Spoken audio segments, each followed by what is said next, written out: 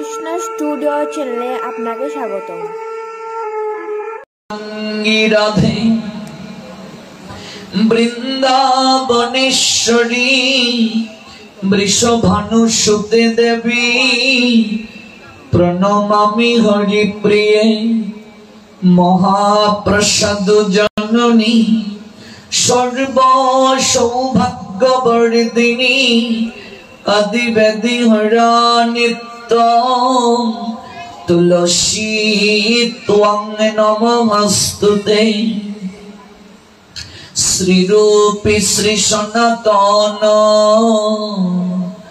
ভট্ট রঘুনাথ শ্রীজীব গোপাল ভট্ট দাস রঘুনাথ আমি এই ছয়ে গোসারি করি চরণ বন্দ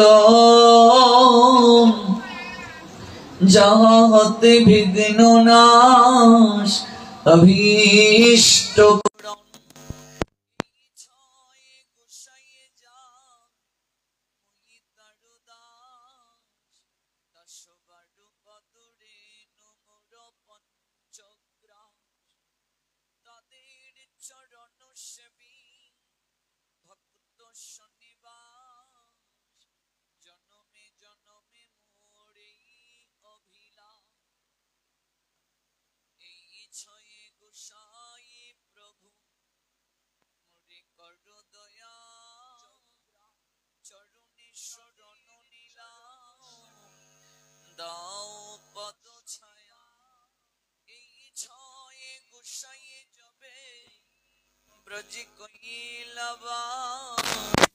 রাধা কৃষ্ণের নিত্য লীলা করিলা প্রকাশ মনির আনন্দে বল হরি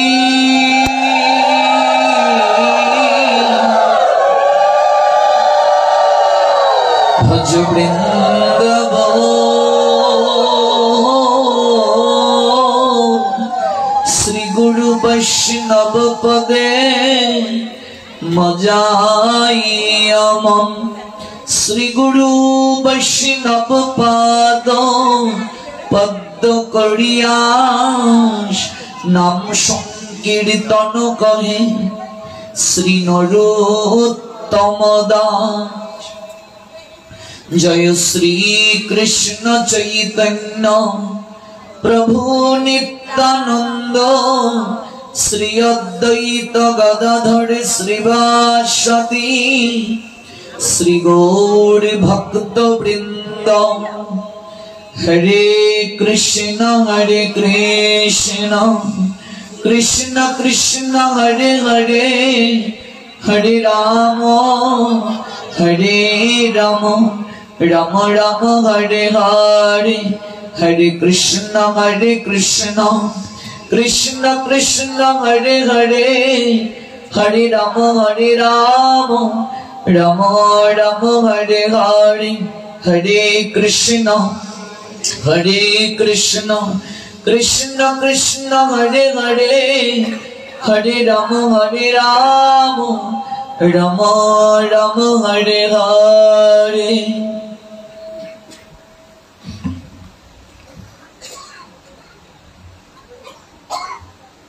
কলিযুগ পাবন অবতারী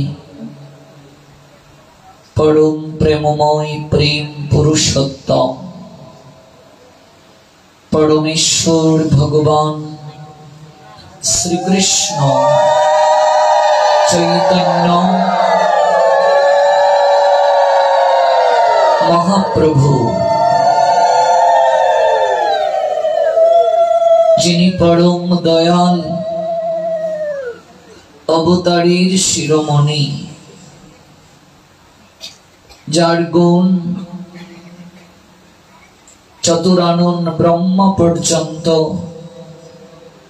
বর্ণন করতে অসমর্থ বৈষ্ণব কবি ভাষায় ভাই রে ভাই গুণাগুণ কখনো না যায়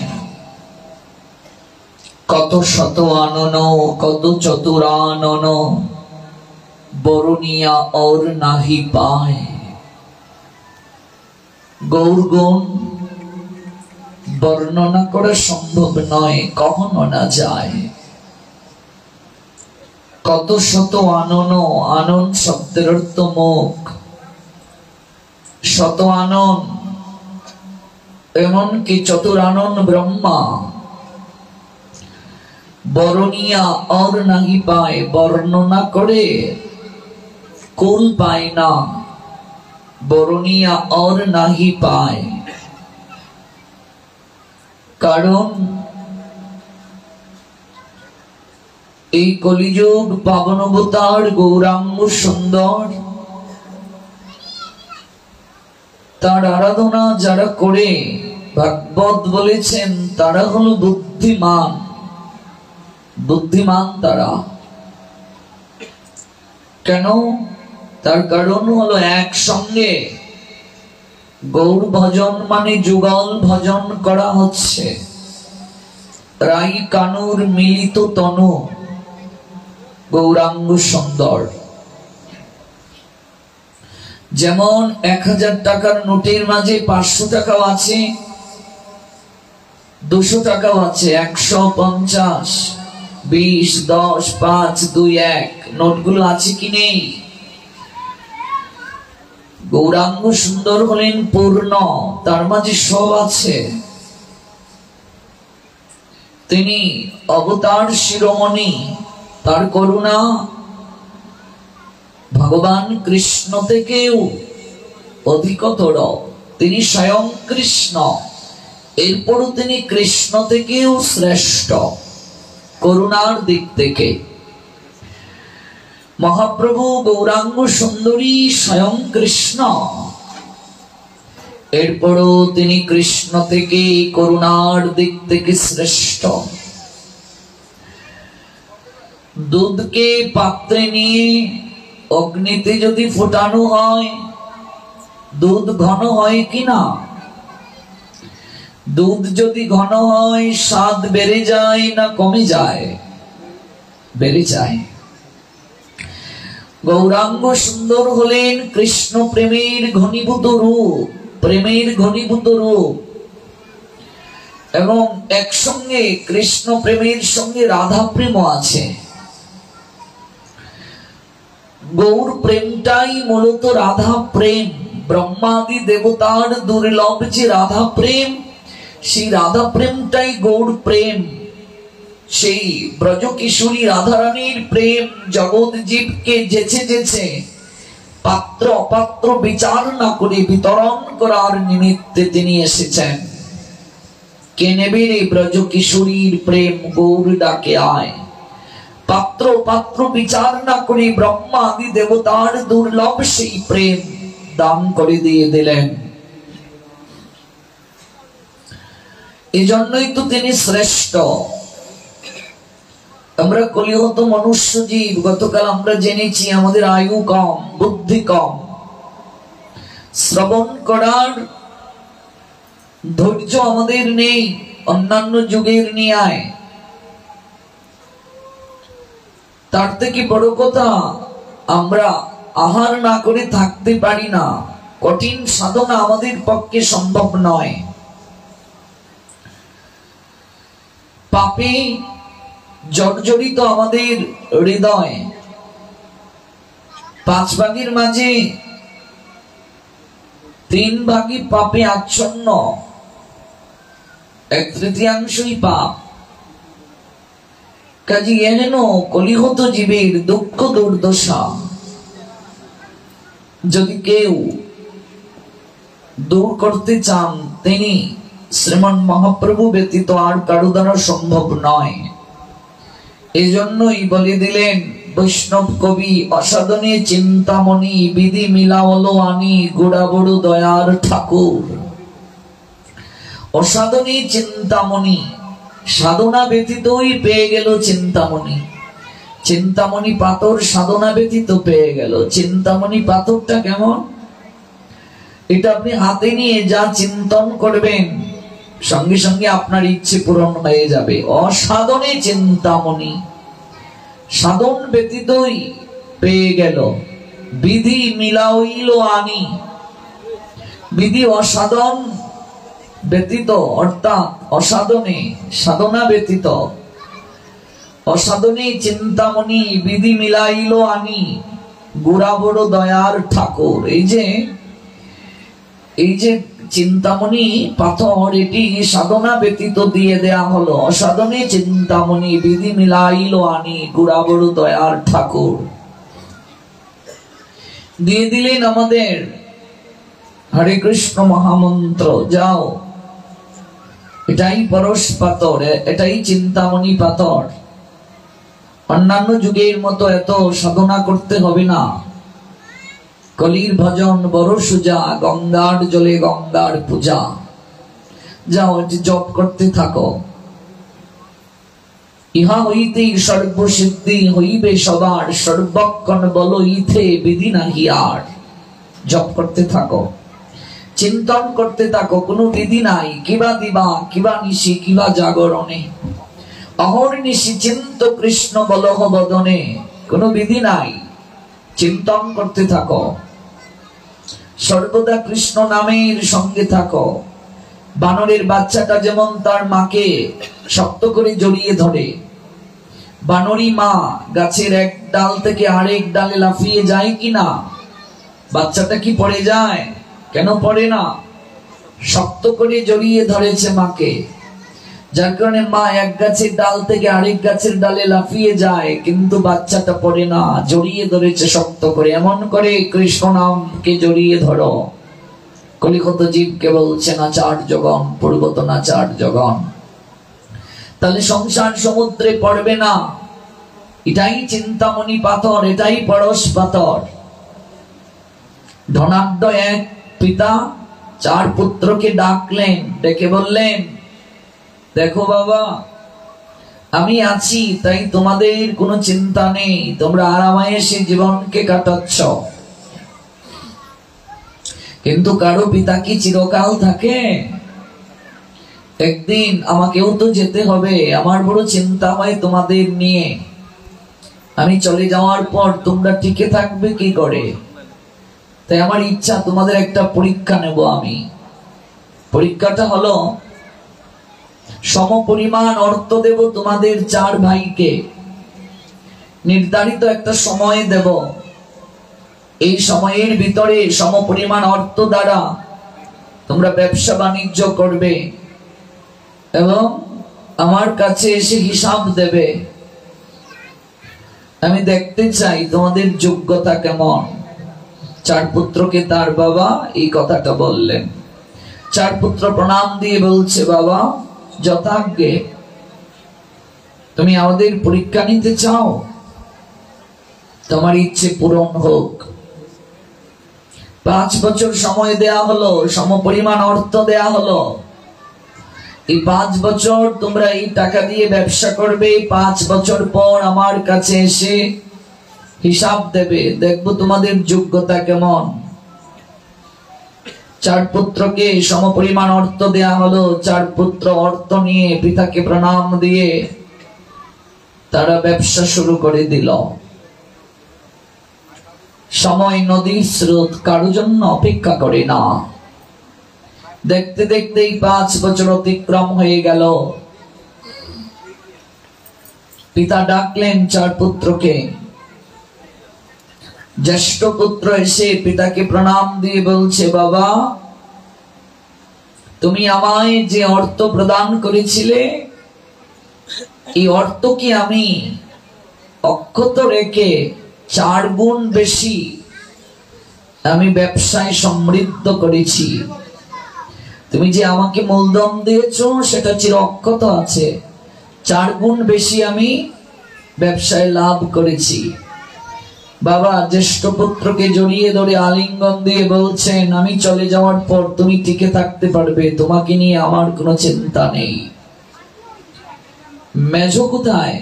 মেজ এসে প্রণাম দিয়ে বাবাকে বলছে, বাবা বড়দাদার মতো আমি পারিনি, তবে তোমার মূলধনটা আমি টিকিয়ে রেখেছি। আমি 3 গুণ বেশি ব্যবসায় সমৃদ্ধি করেছি। পুত্রকে আশীষ দিয়ে বললেন, মেজ তুমিও টিকে থাকতে পারবে আমি চলে যাওয়ার পর, তোমাকে নিয়ে আমার কোনো চিন্তা নেই। এবার সেজপুত্রটা এসে প্রণাম দিয়ে বলছে, বাবা বড়দাদা মেজদাদার মতো আমি পারিনি, তবে তোমার মূলধনকে আমি অক্ষত রেখেছি, তোমার সম্মান রক্ষা করেছি, আমি দ্বিগুণ মুনাফা প্রাপ্ত হয়েছি, মূলধন রেখে আমি লাভ করেছি দ্বিগুণ। পিতা আশীর্বাদ দিয়ে বললেন, সেজ তুইও টিকে থাকতে পারবি আমি চলে যাওয়ার পর। আমার কনিষ্ঠ ছেলেটি কোথায়? ছোট্ট ছেলে 5 বছর পরে এসেছে, চেহারাটাও আগের মতো নেই, গাল দুটোও ভেঙে গেছে, চুপসে গিয়েছে, স্বাস্থ্যহীন, রোগা, হালকা। তোমার কি হয়েছে? তুমি কোনো কথা বলছো না যে? বাবাকে প্রণাম দিয়ে ছোট্ট ছেলেটা বলছে, বাবা আমি তোমার হতভাগা সন্তান, যোগ্যতা আমার নাই, কুলাঙ্গার সন্তান আমি বড়দা মেজদা শেষদার মতো তোমার সম্মান রক্ষা করতে পারিনি, আমি মূলধনটাও টিকিয়ে রাখতে পারিনি, তোমার লাভ করব দূরের কথা, মূলধনটাও টিকিয়ে রাখতে পারিনি। তুমি তো বড়দা মেজদা শেষদাকে আশীর্বাদ দিয়ে দিলে, তুমি চলে যাওয়ার পর তারা টিকে থাকতে পারবে, তাদের যোগ্যতাও আছে, কিন্তু আমার কি হবে বাবা? তুমি যদি চলে যাও আমি কি করে টিকে থাকবো? আমার তো কোনো যোগ্যতা নেই। এই বলে প্রণাম দিয়ে দুটো চরণ জড়িয়ে ধরে ছোট্ট ছেলেটা কান্না করছে।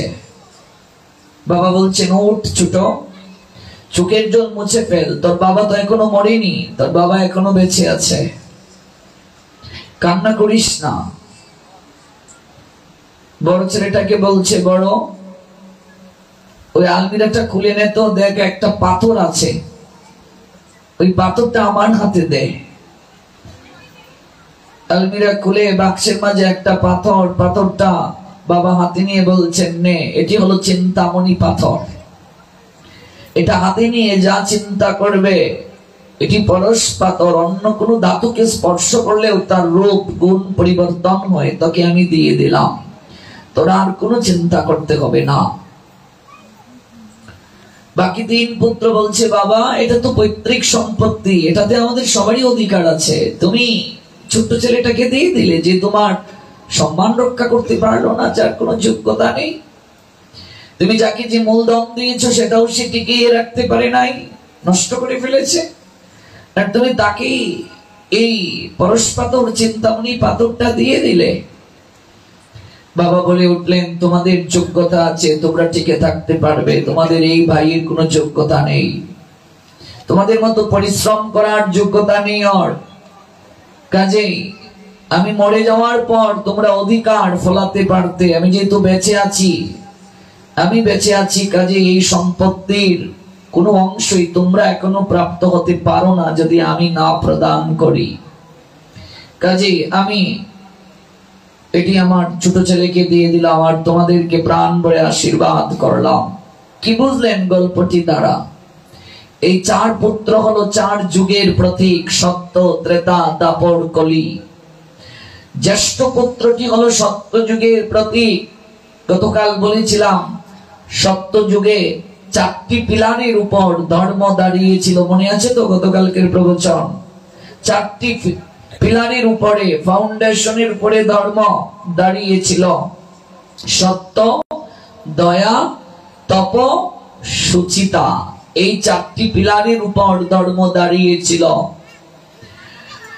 সত্যযুগের মানুষের আয়ু ছিল 1 লক্ষ বছর, গতকাল আমরা জেনেছি, এবং সত্যযুগের আয়ুষ্কাল অনেক বেশি ছিল, 17,28,000 বছর।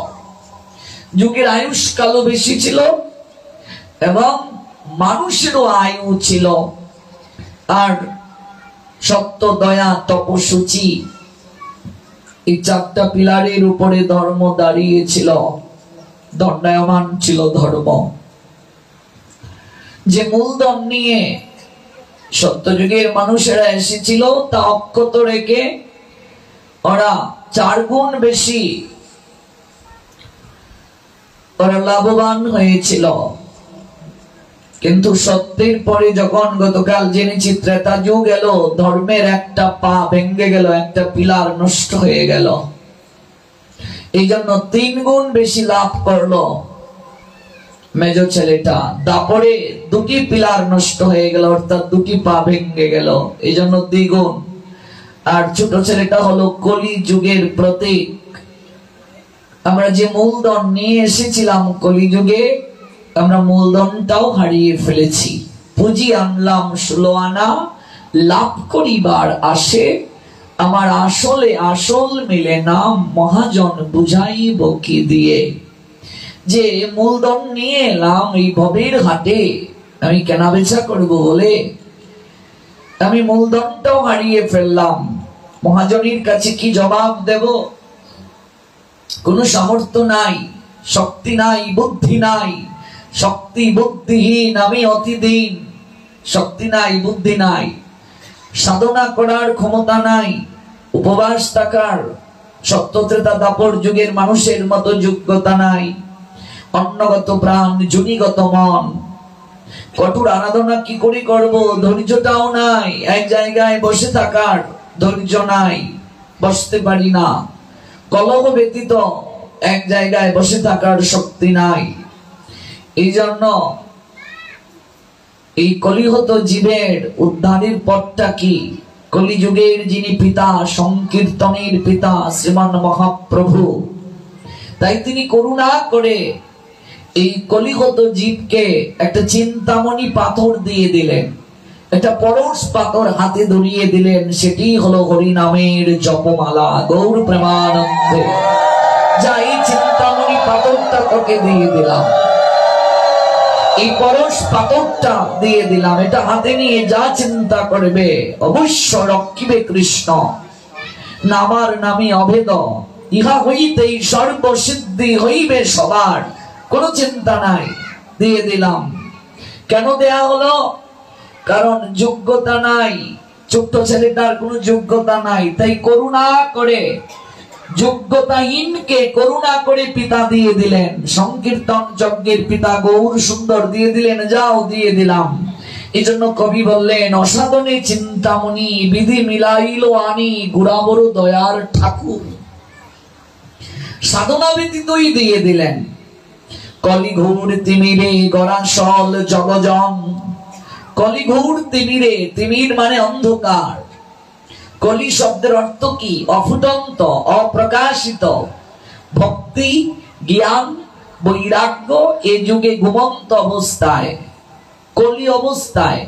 ভোরবেলা অনেকে ফুল তুলতে যায়, দেখবে ফুলের কলি প্রস্ফুটিত হয়নি, অনেকে কলিটাই তুলে নিয়ে আসে। এটি কিন্তু অপরাধ, জানেন তো? যদি ফুল প্রস্ফুটিত না হয়, কেবল কলি যদি তুলে নিয়ে আসে, তাহলে অপরাধ হবে। পুষ্প প্রস্ফুটিত না হলে কখনো চয়ন করতে নেই। আর মনে রাখবে, যদি পূর্ব গগনে উষা উদিত না হয়, তাহলে পুষ্প চয়ন করা যায় না। অন্ধকার যদি থাকে, রাত যদি থাকে, পুষ্প চয়ন করা যায় না। তা আমরা কি করি? আমরা সকালবেলা হাঁটতে বের হই, সঙ্গে একটা লাঠি, শহরে অঞ্চলে দেখা যায়, আর একটা থলে। লুকিয়ে লুকিয়ে চুরি করে অবাড়ির ফুল আমরা চুরি করে নিয়ে আসি। এখানে অনেকেই চুরি করে, গৌর প্রেমানন্দে। তা আমাদের কাছে অনেকেই প্রশ্নটা করে, বাবা ফুল যদি চুরি করে আনি কোনো দোষ আছে কি? বললাম, কেন চুরি করবে? বলছে, না করে উপায় নাই, যার বাড়ির ফুল তারা দেয় না, চাইলে দেয় না, তাই চুরি করি। ঠিক কি ঠিক না? অনেকেই বলে ঠিক, তার মানে অভ্যাস আছে। আবার অনেকে তুলসী পত্র চাইলেও দেয় না, তাই লুকিয়ে লুকিয়ে আনে।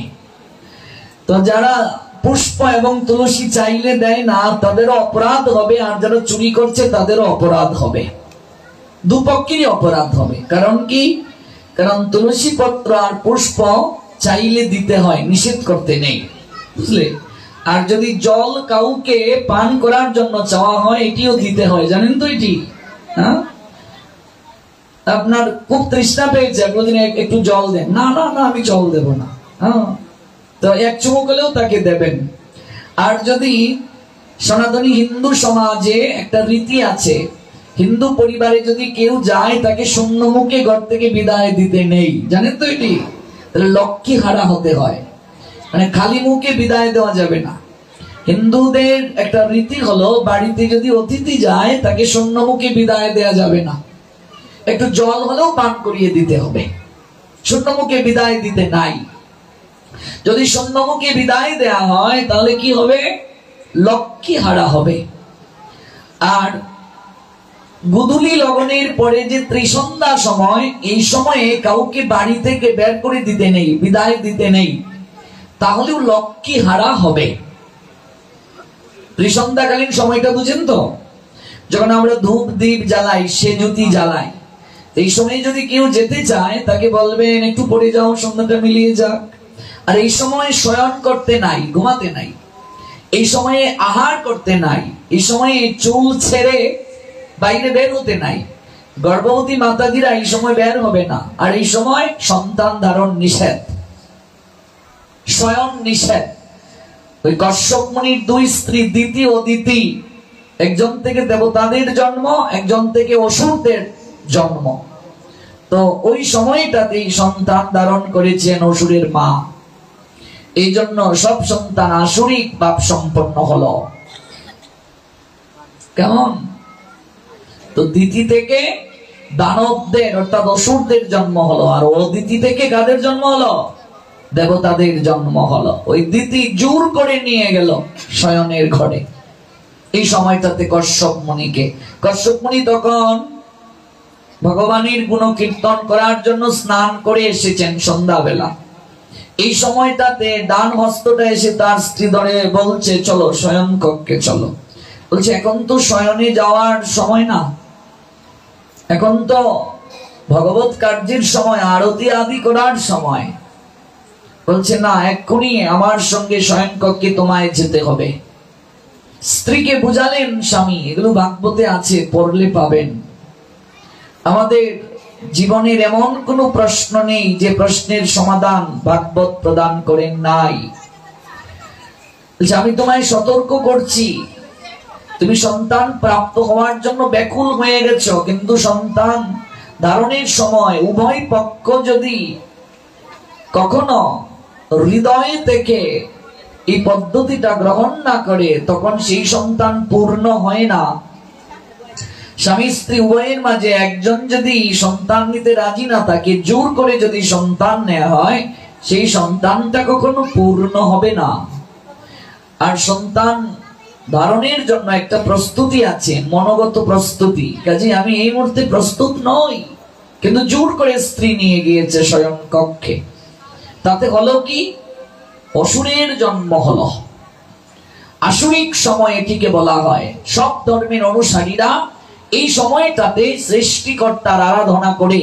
আমরা উলুধ্বনি দেই এই সময়টাতে, আমরা কাশি বাজাই, ঘন্টা বাজাই, শঙ্খ বাজাই, সেজুতি জ্বালাই, সন্ধ্যার প্রদীপ।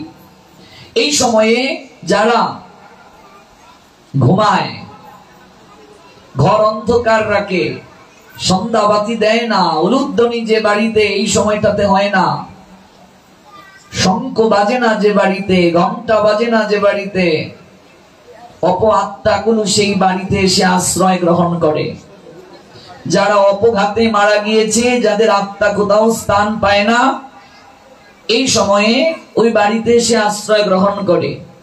যে বাড়িতে তুলসী বৃক্ষ নাই, যে বাড়িতে ভোর বেলা সন্ধ্যা বেলা আরতি আদি হয় না, কাশি বুঝেন তো, কাশি বাজে না, ঘন্টা বাজে না, শঙ্খ বাজে না।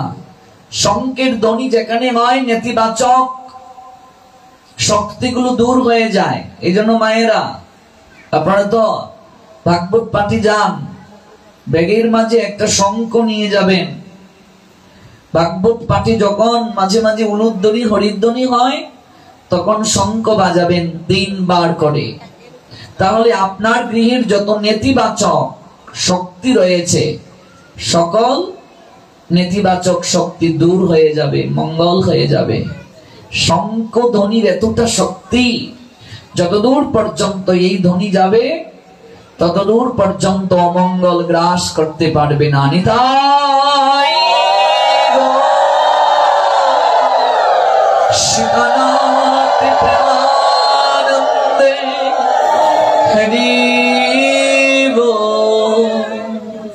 শঙ্খ ধ্বনিকে বলা হয় মঙ্গল ধ্বনি, উলুধ্বনিকে বলা হয় মঙ্গল ধ্বনি।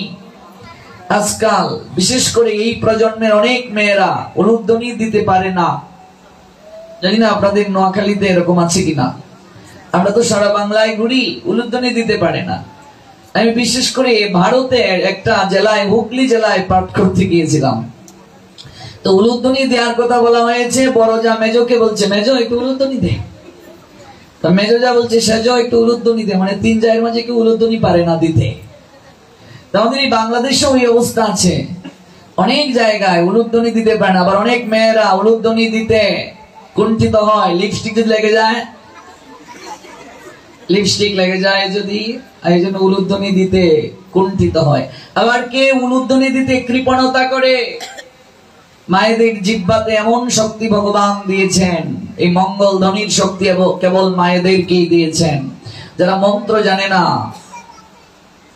পদ্ধতি জানে না ভোগ নিবেদনের, তারাও যদি ভোগ ভগবানের কাছে দিয়ে 5 বার উলুধ্বনি দেয়, ভগবান গ্রহণ করে নেন। এত শক্তি উলুধ্বনি। এটা মাঙ্গলিক ধ্বনি। যতদূর পর্যন্ত এই ধ্বনি যাবে, নেগেটিভ এনার্জি থাকবে না। এই জন্য সকাল, দুপুর, সন্ধ্যা 3 বেলা আরতি করতে হয়, গৃহে উলুধ্বনি দিতে হয়। বিশেষ করে মায়েদেরকে বলছি, বাচ্চা মেয়েদের থেকেই নিজের সংস্কৃতি তাদের শিক্ষা দিন, উলুধ্বনি দিতে শেখান। সকাল, দুপুর, সন্ধ্যায় একটু সন্ধ্যাবাতি দিতে তাদেরকে শেখান, তুলসীতে জল দিতে শেখান। সংস্কৃতি সম্পর্কে আমরা কোনো ধারণা দেই না, সংস্কৃতি সম্পর্কে আমরা আমাদের সন্তানদিগকে শিক্ষা দেই না।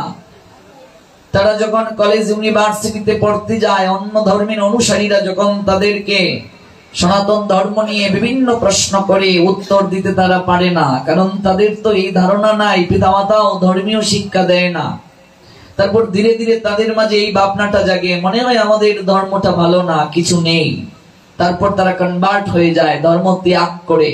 সারা বাংলায় হুলস্থুল চলছে, ধর্ম ত্যাগের হিড়িক চলছে। বিশেষ করে ইয়াং জেনারেশনের মাঝে এই প্রবণতাটা বেশি। তারা জানে না ধর্ম সম্পর্কে, তাদের কোনো জ্ঞান নেই, পিতামাতা ওই শিক্ষাটা তাদেরকে দেয় না।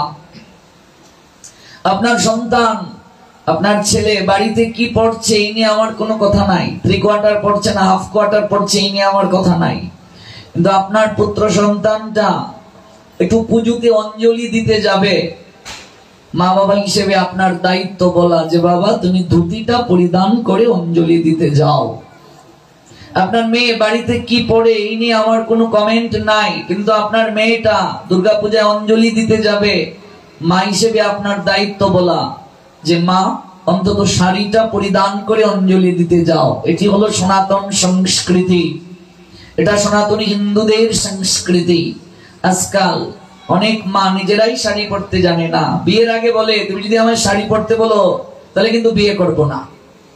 তাহলে আপনি বিশেষ অনুষ্ঠানে শাড়ি পরিধান করবেন, এটা আপনার সংস্কৃতি। আপনার ছেলেটা ধুতি পরবে বিশেষ অনুষ্ঠানে, সবসময় ধুতি পরিধান করবে তা তো বলছি না। সবসময় ধুতি পরিধান করে তো আর স্কুলে যাওয়া যাবে না, ব্যবসা করা যাবে না, দেশের পরিস্থিতিতে সম্ভব নয়। কিন্তু বিশেষ বিশেষ যে অনুষ্ঠান সেখানে তো ধুতি পরা উচিত। অন্তত ধুতিটা শিখে রাখা উচিত কি করে পড়তে হয়। এখনো 100টা হিন্দুর ছেলেকে যদি ধুতি দেয়া হয়, আমার যে অভিজ্ঞতা হয়েছে 16 বছরের আমার এই হরিকথা প্রচারের অভিজ্ঞতায় আমি দেখেছি, সারা বাংলায় ঘুরে এখনো 100 হিন্দু ছেলেকে যদি ধুতি পড়তে দেয়া হয়, এখনো 95টা হিন্দুর ছেলে ধুতি পড়তে জানে না। মিলিয়ে দেখবেন। এটি আমাদের জন্য দুর্ভাগ্য, এটি আমাদের জন্য লজ্জা, যার কারণে দিন থেকে দিন আমাদের অবনতি হচ্ছে, একটার পর একটা অবনতি হচ্ছে আমাদের দিন থেকে দিন। আমরা দিন থেকে দিন নিম্নগতি প্রাপ্ত হচ্ছি। রেকর্ডের প্রয়োজন নেই, পিছনে ভক্তরা দেখতে পাচ্ছে না। আমাদের নিম্নগতি প্রাপ্তি হচ্ছে দিন থেকে দিন। আমরা আমাদের সংস্কৃতি সম্পর্কে আমরা কখনো জাগ্রত ছিলাম না অতীতে, এখনো নাই। হিন্দুরা ধর্ম মানে বুঝে একটু বৃহস্পতিবারে লক্ষ্মীর ঘট পরিবর্তন করবে, বিশেষ করে মায়েরা একটু লক্ষ্মীর পাঁচালি পড়বে, একটু লক্ষ্মীর ঘট পরিবর্তন করবে, সকাল সন্ধ্যা একটু তুলসী তলে বাতি দেবে, আর পুজোতে একটু সেজে গুজে যাবে। এখন তো এটাই ফ্যাশন হয়ে গেছে, সারা রাত জেগে দুর্গা পূজা দেখা আর হিন্দি গানের তালে তালে ঢিচে ঢিচে ডিজে চালিয়ে নাচা, এটাই সংস্কৃতি হয়ে গেছে এখন। কিন্তু যদি জিজ্ঞেস করা হয় মা দুর্গা কে, মা দুর্গার এই রূপ কোথা থেকে এলো, মা দুর্গার 10টা হাত কেন, 10টা হাতে অস্ত্রগুলো কোথা থেকে পেলেন তিনি, মা দুর্গা এই রূপে কখন আবির্ভূত হয়েছিলেন, জিজ্ঞেস করুন, অনেকেই বলতে পারবে না, জানতেও চায় না মানুষ। এই যে কালী পূজা হচ্ছে, আমরা মায়ের সম্বন্ধে জানবো, কালী পূজায় আমরা এলাম, যদি জিজ্ঞেস করা হয় মা কালী উলঙ্গ কেন, কেন তিনি দিগম্বরী, বস্ত্র নাই কেন তার শরীরে, জিজ্ঞেস করুন তো। 100 সনাতনী হিন্দুকে জিজ্ঞেস করুন তো আজকে কালী পূজা মা দিগম্বরী কেন, বস্ত্র নেই কেন মায়ের শরীরে, 99.5 জন হিন্দু কোনো উত্তর দিতে পারবে না। কারণ কি? কারণ পূজা করছে কিন্তু এই পূজার তত্ত্ব নিয়ে আলোচনার ব্যবস্থা নাই। আমি এই জন্য এই অম্বিকানগর, এই পূজা মণ্ডপ, এই আয়োজনকারী ভক্তদেরকে আমি কৃতজ্ঞতা জ্ঞাপন করছি। গতকাল আমি বলেছি, তারা আমাদেরকে চোখে আঙ্গুল দিয়ে দেখিয়ে দিয়েছে যে একমাত্র অন্যান্য অনুষ্ঠানের সঙ্গে তত্ত্ব কথা আলোচনার ব্যবস্থা রাখো, যার পূজা হবে তার সম্বন্ধে আলোচনার ব্যবস্থা হোক, দামোদর মাস পালন করব এই সম্বন্ধে আলোচনার ব্যবস্থা হোক, দুর্গা পূজা হচ্ছে মা দুর্গার তত্ত্ব নিয়ে আলোচনার ব্যবস্থা হোক। প্রতিদিন যদি ষষ্ঠী থেকে দশমী পর্যন্ত 1.5 থেকে 2 ঘন্টা মা দুর্গা তত্ত্ব নিয়ে আলোচনার ব্যবস্থা থাকতো, অন্যান্য অনুষ্ঠানের সঙ্গে মানুষ এই বিষয়গুলো জানতে পারতো কিনা। কিন্তু আজকাল আমরা আলোচনার দিকে মনোযোগী না, আমরা আলোচনা শুনতে চাই না, যার কারণে আমরা তত্ত্ব সম্পর্কে দিন থেকে দিন আমরা অবগত না হওয়ার কারণে নিজের ধর্ম, নিজের সংস্কৃতি, সেই ধর্ম সংস্কৃতিকে আঁকড়ে ধরতে পারছি না, ত্যাগ করছি আমরা। যে সনাতন ধর্ম থেকে পৃথিবীর সকল ধর্ম, সকল মত, সকল পথের সৃষ্টি, যে সনাতন হলো জনক, যে সনাতন আদি জননী, যার থেকে সব এসেছে, সকল মত, সকল পথ, আমরা বঙ্গের প্রথম সন্তান সনাতনীরা। সনাতনীরাই হলেন বঙ্গের প্রথম সন্তান। প্রহ্লাদের পুত্র যিনি বলি মহারাজ, প্রহ্লাদের পুত্র মানে নাতি, এই বলি মহারাজের পুত্র বঙ্গ, এই বঙ্গের নামে হলো এই বঙ্গভূমি। এই যে বঙ্গ, এই বঙ্গের আদি সন্তান হলাম আমরা সনাতনী হিন্দুরা, সনাতনীরাই বঙ্গের আদি সন্তান। অথচ দিন থেকে দিন আমরা কেবল অস্তিত্বহীন হচ্ছি, পালাচ্ছি। আমরা পালিয়ে লাভ হবে না। যতদিন পর্যন্ত নিজের সংস্কৃতি সম্পর্কে জ্ঞান রাখবো না, ঐক্যতায় থাকবো না, পালিয়ে কতদিন টিকে থাকবো। I am the source of all spiritual and material worlds. Everything emanates from me, the intelligent person, perfecting in Noda, engaging my devotional service and worship me with all their hearts, said Almighty Creator Krishna, Srimad Bhagavad Gita 10 chapter 8 verse. আমার থেকেই সকল কিছুর সৃষ্টি হয়েছে অর্জুন। যারা বুদ্ধিমান ব্যক্তি, the intelligent person, যারা জ্ঞানী ব্যক্তি, the wise person, যারা মেধাবী ব্যক্তি, the meritorious person, perfectly know the engage in my devotional service and worship me with all their hearts, তারাই আমার পূজা করবে, তারাই আমার অনুসারী হবে, তারাই আমার আরাধনা করবে। সনাতনীরা বুদ্ধিমান, সনাতনীরা বিচক্ষণ, ওরা সূর্যে বীর্যে সবসময় এগিয়ে ছিল। আমরা ঋষি সন্তান, আমাদের শরীরে 8 ঋষিদের রক্ত বইছে, কিন্তু কেন আমাদের এই দুর্গতি, কেন আমাদের আজকে অবনতি? তার কারণ হলো রক্ত আছে বটে, কিন্তু সঙ্গের প্রভাবে আমরা নষ্ট হয়ে গেছি। দিন থেকে দিন ম্লেচ্ছ হয়ে যাচ্ছি, আমরা যবন হয়ে যাচ্ছি, আমরা আচরণহীন হয়ে যাচ্ছি। আমরা আমাদের শরীরে ঋষির রক্ত বইছে। প্রমাণ কি? পুজোতে যখন আপনারা অঞ্জলি দেন, তখন ঠাকুর মহাশয় আমাদেরকে বলেন গোত্র বলো, তখন আমরা বলি কি না, কেউ আলম্বায়ন গোত্র বলেন, কেউ পরাশর গোত্র বলেন, কেউ কাশ্যপ গোত্র বলেন, কেউ শিব গোত্র বলেন, বিভিন্ন গোত্র বলেন কি না। এই যে গোত্রগুলো, এগুলো কোথা থেকে এলো? এগুলো হলো এক একজন ঋষির নাম। যেমন যারা আলম্বায়ন গোত্র, এই আমি দেখেছি 99 জন লোক আলম্বায়ন এটাকে শুদ্ধভাবে বলতে পারে না, কয় আলিম্বান্ন গোত্র। আমি দেখেছি কয় আলিম্বান্ন গোত্র। এখানে এই গোত্রের অনেকে আছেন কিনা, কিন্তু এটার শুদ্ধ উচ্চারণটা হলো আলম্বায়ন। শুদ্ধ উচ্চারণ কি? আলম্বায়ন। আলম্বায়ন মানে একজন ঋষি। তাহলে আলম্বায়ন গোত্রে যারা, আমিও আলম্বায়ন গোত্রেই ছিলাম, এখন যেহেতু আমি বৈষ্ণবীয় ধারায় গিয়ে দীক্ষা নিয়েছি, অচ্যুত গোত্র হলো। আলম্বায়ন ঋষির রক্ত, আলম্বায়ন ঋষির চেতনা আমাদের শরীরে। তাহলে এই ঋষির যদি সন্তান আমরা হই, তাহলে আজকে আমরা আহারে বিহারে ম্লেচ্ছ কেন, জবন কেন? তার কারণ আমরা ধরে রাখতে পারি নাই, ঋষির বীর্যের শক্তি ধরে রাখতে পারি নাই।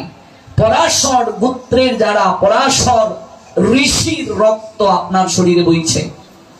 তেমনি ভাবে আপনি যে গোত্রেরই অনুসারী হন না কেন, সেই ঋষির সন্তান হলেন আপনি। আপনার বাবা, তার বাবা, তার বাবা, তার বাবা, এইভাবে যখন খুঁজতে খুঁজতে খুঁজতে খুঁজতে যাবেন, তখন আপনি ওই পরাশরের কাছে যাবেন, আলম্বায়নের কাছে যাবেন, কাশ্যপের কাছে যাবেন। এগুলো হলো পরম্পরা। তারপর যাবেন মনুর কাছে, মনুর সন্তান আমরা, আদি পিতা মনু, মাতা শতরূপা, তার কাছে যাবেন। কিন্তু আমাদের এন পরিণতি কেন? সঙ্গ প্রভাবে আচরণহীন হয়েছি আমরা।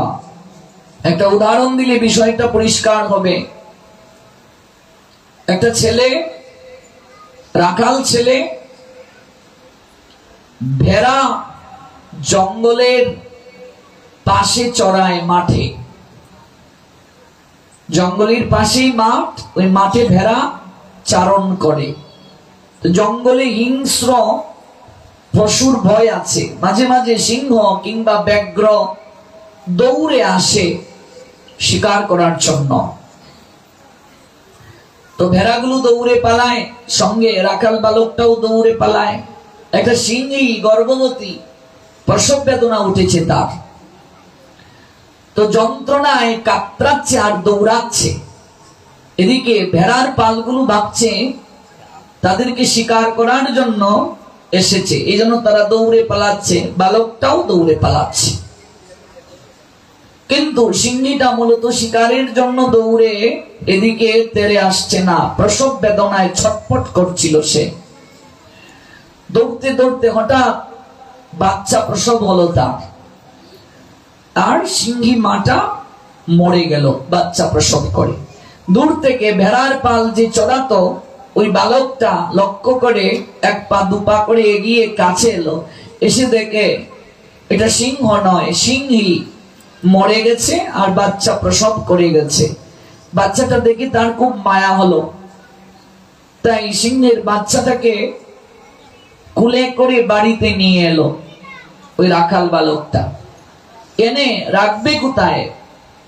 ভেড়াকে যে ঘরে রাখে, ওই ভেড়ার পালের সঙ্গে ঘরের মাঝে বাচ্চাটাকে রেখে দিল। ওই ভেড়ার পালের সঙ্গে বনের রাজা সিংহের বাচ্চাটা বড় হতে শুরু করলো। ভেড়ার সঙ্গে থাকতে থাকতে সেও ভে ভে এরকম করে, সেও ঘাস খায়। ভেড়ার পালের সঙ্গে থাকতে থাকতে সেও ঘাস খায়, সেও ভেড়ার মতো ডাকে। অন্য একদিন একটা সিংহ শিকারের জন্য তেড়ে এসেছে, ভেড়ার পালগুলো প্রাণ ভয়ে দৌড়াচ্ছে, সঙ্গে ভেড়ার পালের সঙ্গে যে সিংহের বাচ্চাটা ছিল সেও প্রাণ ভয়ে দৌড়াচ্ছে। এবার সিংহটা মনে মনে ভাবছে, ব্যাপার কি, আমার স্বজাতির একজন আমায় দেখে প্রাণের ভয়ে দৌড়াচ্ছে কেন? দৌড়তে দৌড়তে সিংহটা ওই বাচ্চাটার কাছে গিয়ে বলছে, কিরে তুই আমায় দেখে দৌড়াচ্ছিস কেন? তুই তো আমার স্বজাতি, তুই যা আমিও তা, আমায় দেখে তুই দৌড়াচ্ছিস কেন? বলছে, তুমি যদি আমায় খেয়ে ফেলো। বলছে, তোকে খাবো কেন? এই তুই ভেড়ার পালের সঙ্গে থাকিস কেন?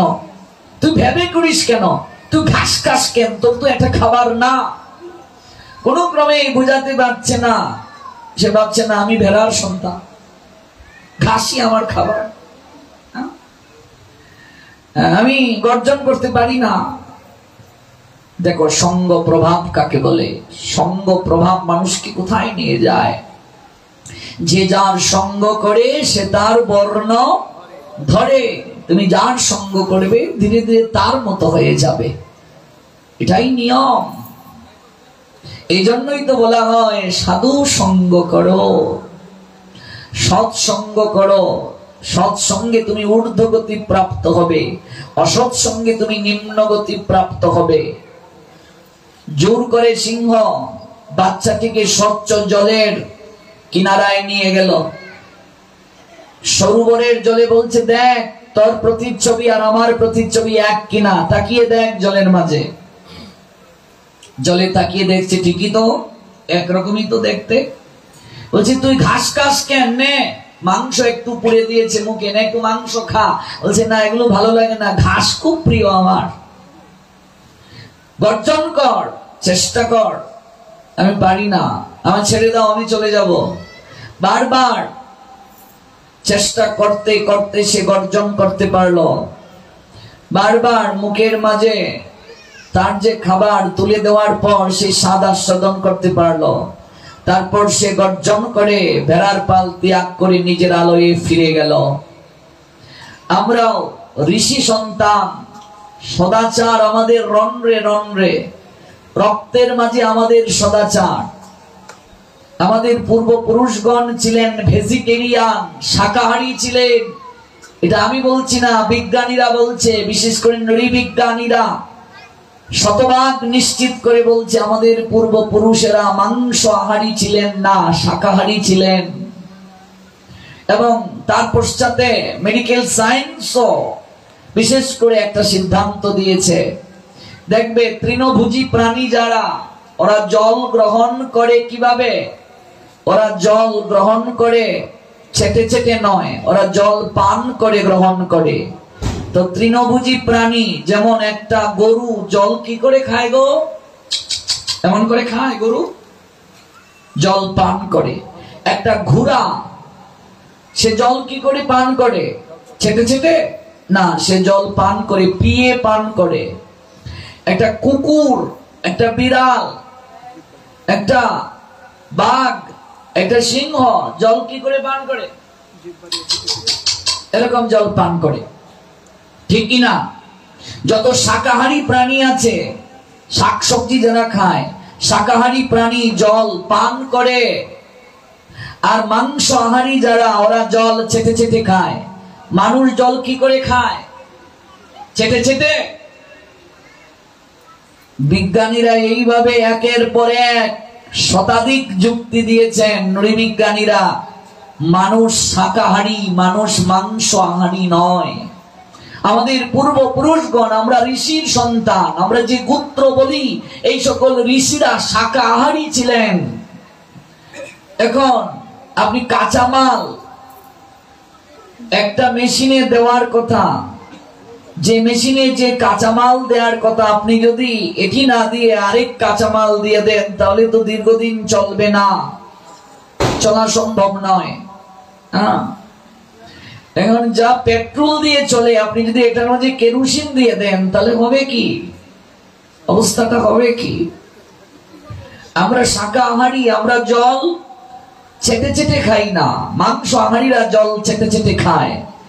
আমাদের যে দাঁতের গঠন, এই দাঁতের গঠনের দিক থেকেও প্রমাণ হয় মাংস আহারী আর শাকাহারীদের দাঁতের গঠনের মাঝেও পার্থক্য আছে।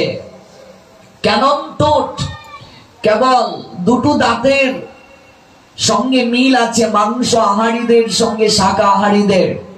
এই জন্য বিজ্ঞানীরা গবেষণা করে বলেছে, কেউ যদি 6 দিন শাক সবজি খায়, একদিন সে মাছ মাংস ডিম খেতে পারবে। এটা হচ্ছে নৃবিজ্ঞানীদের গবেষণা। তাহলে সে দীর্ঘদিন বাঁচতে পারবে নিরোগ হয়ে। আমরা উল্টে দিয়েছি, মানুষকে সবচেয়ে বেশি স্বাধীনতা দেয়া হয়েছে।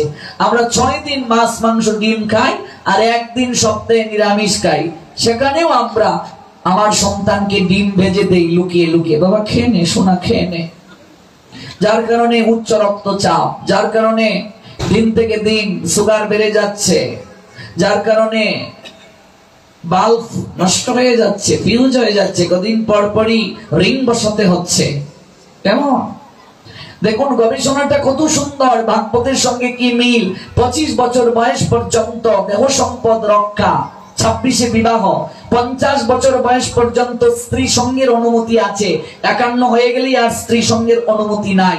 51তে হলো বানপ্রস্থ, 26 থেকে 50 হচ্ছে গার্হস্থ, স্ত্রী সঙ্গে বাস করবে, সন্তান উৎপাদন করবে, স্ত্রী সঙ্গ করবে, সন্তানকে মানুষ করবে।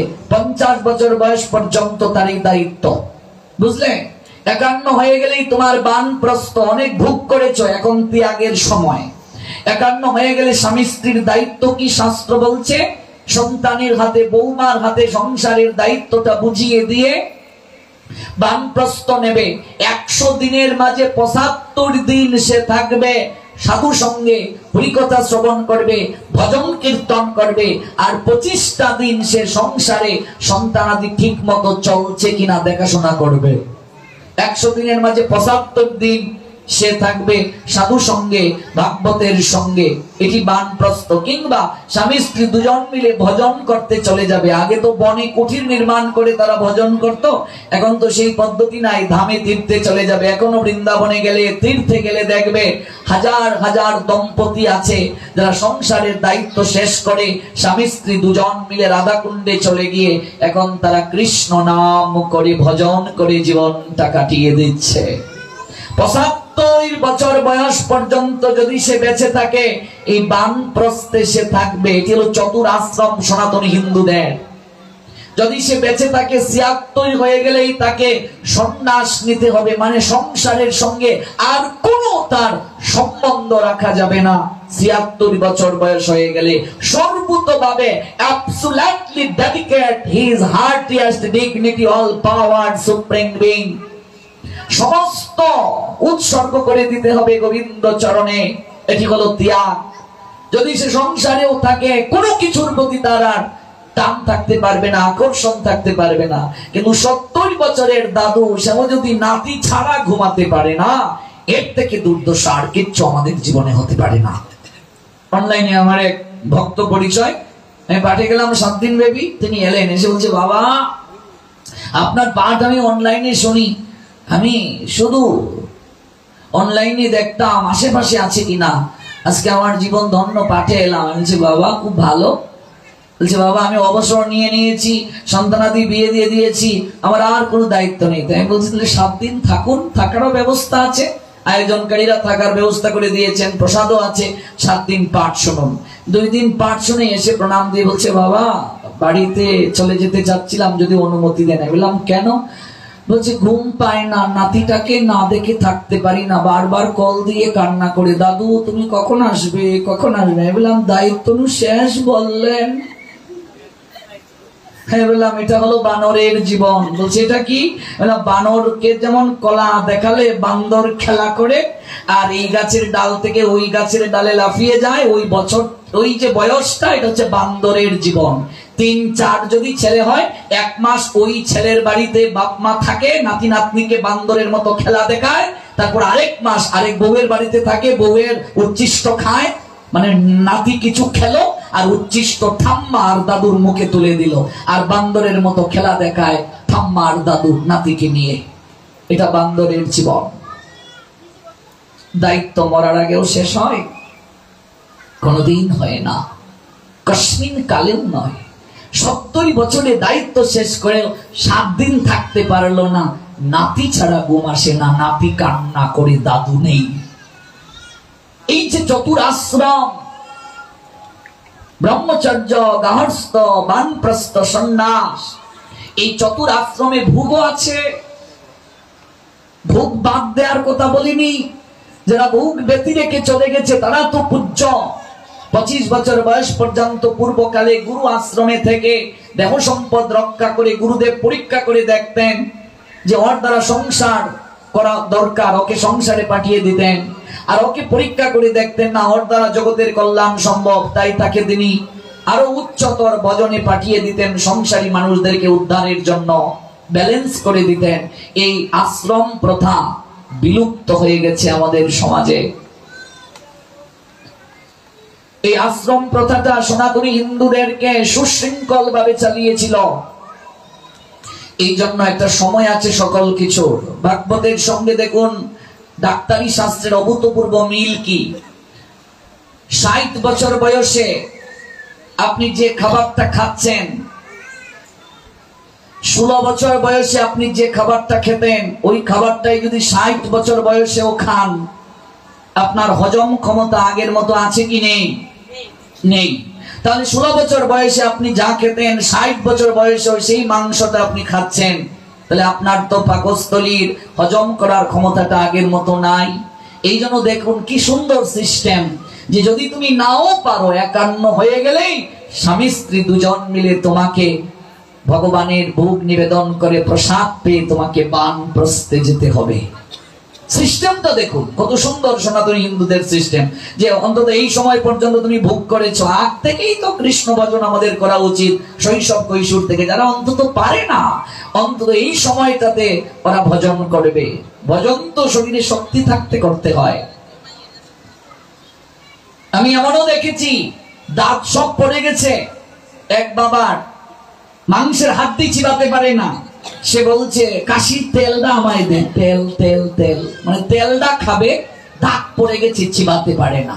তাহলে 75 বছর বয়সেও যদি আমার এই আহারের প্রতি লোভ থাকে, আর খাওয়ার পর একটু পর বাথরুম টয়লেটে যেতে হয়, এই যে সিস্টেমটা চতুর আশ্রমের সিস্টেম, যে তুমি 50 বছর বয়স পর্যন্ত স্ত্রী সঙ্গ করবে, তুমি রাজসিক তামসিক যদি খেয়েও থাকো, তুমি সাত্বিক আহারী 51 হয়ে যাও। দেখো কি সুন্দর সিস্টেম। শরীরের সঙ্গে, শরীরের বিভিন্ন পার্টস গুলোর সঙ্গে খাদ্যের একটা অভূতপূর্ব সম্বন্ধ যেমন ডাক্তাররা দেয়। ডাক্তারের কাছে গেলে 40-এর উপরে হয়ে গেলে আপনাকে বলে, বাবা আপনি বেশি তৈলাক্ত খাবার খাবেন না, আপনার হার্ট ভালো না, ব্লকেজ হওয়ার সম্ভাবনা আছে। বলে কি বলে না, যে আগে যেভাবে খাবার খেতে, তেলটা কমিয়ে দাও, আপনি তৈলাক্ত আহার গ্রহণ করবেন না। দেখুন সবকিছুর একটা সুন্দর সিস্টেম আছে, কারিকুলাম আছে। মানুষ যদি এটা মেনে চলে, জগতে ভালো থাকবে, আনন্দে থাকবে। কাজেই মোটামুটি একটু দায়িত্ব শেষ করে এক সময় আমাদেরকে ঈশ্বর অভিমুখী হতেই হবে। এটাকে বাদ দেওয়া সম্ভব নয়। কেউ হয়তো সময় থাকতে বুঝে, আর কেউ সময় হারিয়ে বুঝে, কিন্তু এই পথে সবাইকে আসতে হবে। না এসে কোথাও পালিয়ে যাওয়ার উপায় নাই, আপনাকে আসতে হবে এই পথে।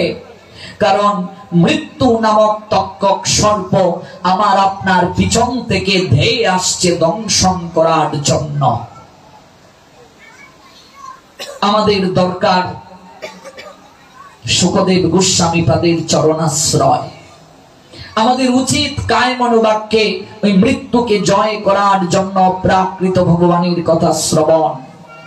আসতেই হবে, কিন্তু যারা সময় থাকতে বুঝে তাদের মঙ্গল হয়। অনেকে বলে, বাবা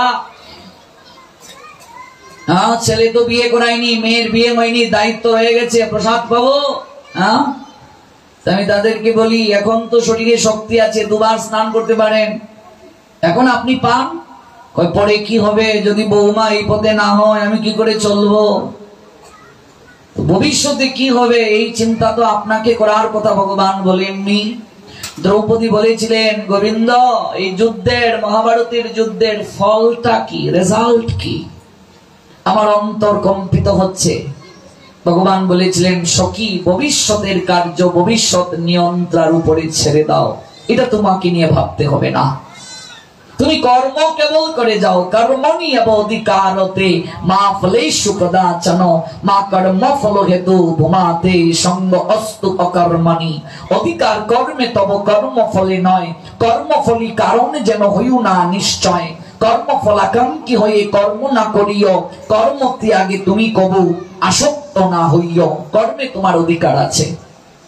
দ্রৌপদী গোবিন্দকে বারবার বলছেন, না গোবিন্দ আমি জানতে চাই এই যুদ্ধের রেজাল্ট কি, এই যুদ্ধের পরিণতি কি আমি জানতে চাই। গোবিন্দ বললেন, যদি তুমি জানো তাহলে তোমার কর্ম সম্পাদন করতে আগ্রহ নষ্ট হয়ে যাবে। আগের মতো আনন্দ পাবে না চিত্তে, আগ্রহ থাকবে না। কেন দ্রৌপদীর মনে ইচ্ছেটা জাগলো? কারণ গোবিন্দ অভিমন্যুর বিয়ে দেওয়ার জন্য মাতোয়ারা হয়ে গেলেন। দ্রৌপদীর মনে প্রশ্ন জাগলো, জানলে আমার পুত্র তো জ্যেষ্ঠ, সেই তো আগে রাজা হবে, সেই তো রাজ সিংহাসনে বসার কথা। তাহলে জ্যেষ্ঠ ভ্রাতাকে রেখে অভিমন্যুর বিয়েটা গোবিন্দ কেন আগে দিতে চান? কারণটা কি? সুদেষ্ণা দেবী উত্তরার মা রাজি ছিলেন না যে যুদ্ধের পরিণতি কি হয়, যে আমার কন্যাকে এই পরিবেশে বিয়েটা দেব। গোবিন্দ তখন প্রতিশ্রুতি দিয়েছিলেন যে তোমার কন্যা থেকে যে সন্তান আসবে, এই সন্তান হবে আর্যাবর্তের মাঝে শ্রেষ্ঠ, তার দ্বারা নতুন ইতিহাস সূচনা হবে। ওই অভিমন্যু আর উত্তরার কুল আলো করেই পরীক্ষিত আসলেন, যে পরীক্ষিত থেকে আমরা ভাগবত পেলাম। অভিমন্যুকে যখন বিয়ে করানো হলো তখন তার বয়স ছিল 14 বছর। তখনকার সময়ে মানুষ বাঁচত 1000 বছর দ্বাপর যুগে। তখনই দ্রৌপদীর মনে সংশয়টা জেগেছিল, কারণটা কি? আমার পুত্রের দিকে দৃষ্টি না দিয়ে গোবিন্দ সুভদ্রার পুত্রকে বিয়ে করাতে চাচ্ছেন। তখনই বলছেন এই যুদ্ধের পরিণতিটা কি? গোবিন্দ তখন বললেন, সখী, তোমার পঞ্চ স্বামী ব্যতীত কেউ বাঁচবে না এই যুদ্ধে। তোমার বংশ অর্থাৎ পাণ্ডুর বংশের কেউ বেঁচে থাকবে না, সবাই মরে যাবে, কেবল তোমার পঞ্চ স্বামী বেঁচে থাকবে। দ্রৌপদী আচারকে বললেন মাটিতে পড়ে, আমি যুদ্ধ চাই না। একটু আগে যে যুদ্ধের জন্য মাতোয়ারা ছিলেন, এখন বলছেন আমি যুদ্ধ চাই না। বলছে যে যুদ্ধ আমার সন্তান কেড়ে নেবে, মায়ের কুল থেকে সন্তান কেড়ে নেবে, রক্তের গঙ্গা বইবে, শ্রীগাল শকুন টেনে নেবে ছিন্ন মস্তক, আমি এই যুদ্ধ চাই না। স্মৃতির সিঁদুর মুছে যাবে, কত নারী বিধবা হবে, কুল ভ্রষ্ট হবে, ব্যভিচারে লিপ্ত হবে, আমি এই যুদ্ধ চাই না। এই জন্য ভবিষ্যতের নিয়ন্ত্রণের উপরে ভবিষ্যতের কর্ম ছেড়ে দিতে হয়। যে আমার ছেলে বিয়ে করানো হয় নাই, আমি যে একাদশী নেব। তোমার ছেলে বিয়ে করাবে, কর্মে তোমার ছেলে বিয়ে করবে কি করবে না সেটা তুমি কি করে জানো? মানুষের 1 সেকেন্ডের বিশ্বাস নেই।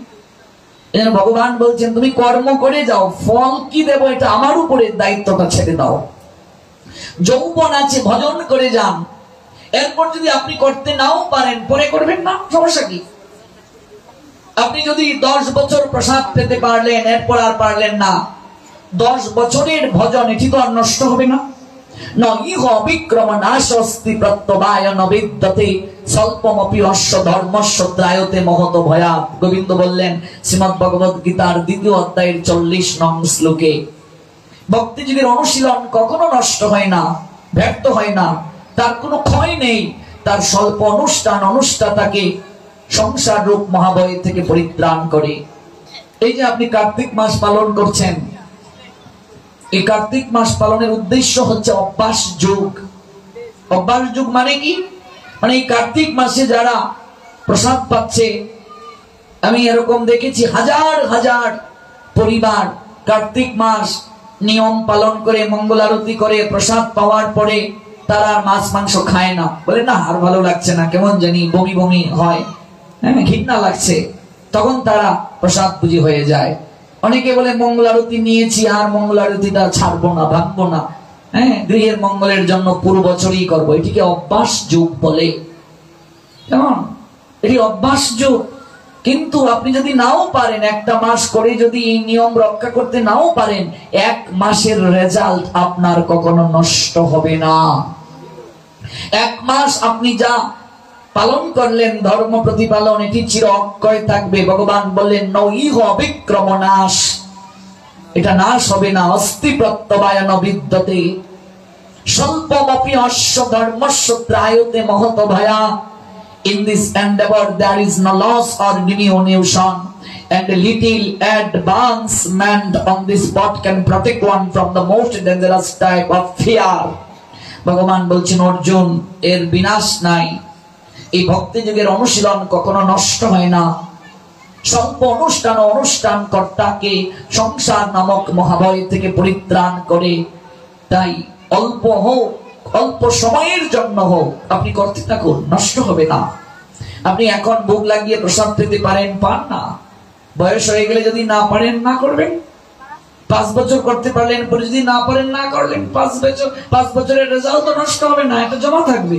আর কেউ যদি ভগবানের চরণে শরণাগত হয়ে যায়, ভগবান কখনো তাকে নিম্নগতি প্রাপ্ত করান না। ভগবান প্রতিজ্ঞায় আবদ্ধ। কেউ যদি সবকিছু আমাতে সমর্পণ করে দেয়, তার সকল কিছু দেখাশোনা করার দায়িত্ব আমার হয়ে যায়। আমি সবকিছু দেখাশোনা করে তাকে রাখি। আমি তাকে সংসার রূপ মহাভয় থেকে পরিত্রাণ করে দেই। কাজে আমাকে তো অর্পণ করে দিতে হবে। ইয়াতু সর্বাণি কর্মাণি ময়ি সংন্যাস্য মৎপরাহ অনন্যেনয়ব যুগেন মাম ধ্যায়ন্ত উপাসতে তেষামহং সমুর্দত্তা মৃত্যু সংসার সাগরা ভবামি নচিরাৎ পার্থ ময়ি আবেশিত চেতসাম। শ্রীমদ্ ভগবদ গীতা 12 অধ্যায় ভক্তি যুগ শ্লোক সংখ্যা 6 এবং 7। যারা সমস্ত কর্ম আমাতে সমর্পণ করে, মৎপরায়ণ হয়ে অনন্য ভক্তি যুগের দ্বারা আমার ধ্যান করে যারা উপাসনা করেন, যারা, হে পার্থ, আমাতে আবিষ্ট চিত্ত সেই সমস্ত ভক্তের আমি মৃত্যুময় সংসার সাগর থেকে অচিরে উদ্ধার করে থাকি।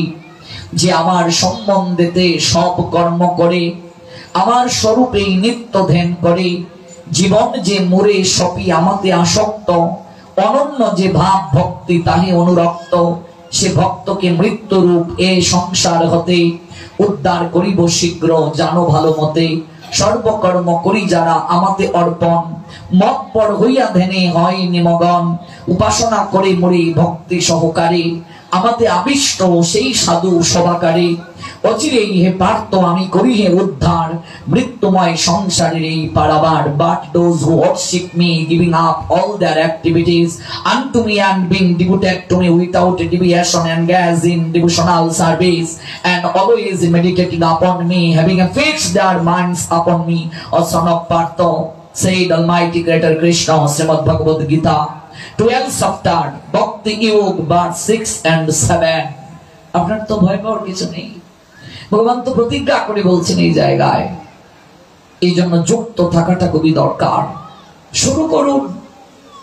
যৌবন থাকতেই শুরু করতে হয়। যৌবন ফুরিয়ে গেলে হয় না, যৌবন থাকতে শুরু করতে হয়। শৈশবে সদুপদেশ যাহারও না রুছে, জীবনে তাহার কোনো মূর্খতা না ঘুছে। ঠিক কিনা? শৈশবে যদি পড়াশোনা না করেন, বৃদ্ধ বয়সে সম্ভব এগুলো? সম্ভব না। শৈশবে সদুপদেশ যাহারও না রুছে, জীবনে তাহার কবু মূর্খতা না ঘুছে।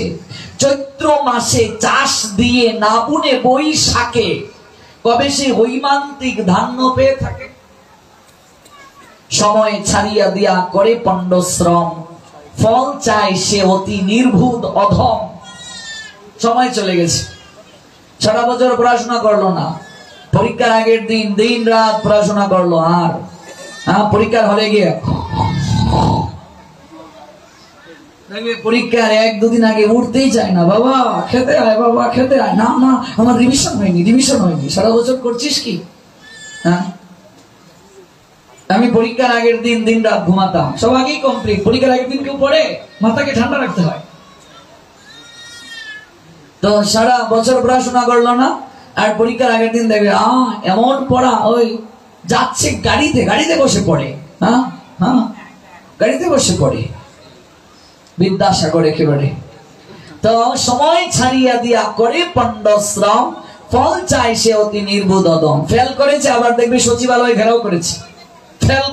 ফেল করা আগে মানুষ, আমাদের সময়ে যারা ফেল করতো, ওরা লজ্জায় ঘর থেকে বের হতো না, আর প্রস্তুতি নিত যে এই বছর ফেল করেছি, আগামীতে ভালো রেজাল্ট করবো। আর এখন কি যুগ এলো, ফেল করুয়া যারা, ওরা গিয়ে সচিবালয় ঘেরাও করে। মানে কোন অবস্থায় আমরা পৌঁছেছি। ফেল করে আবার সচিবালয় ঘেরাও করে কি? দিন থেকে দিন আমরা কোথায় যাচ্ছি?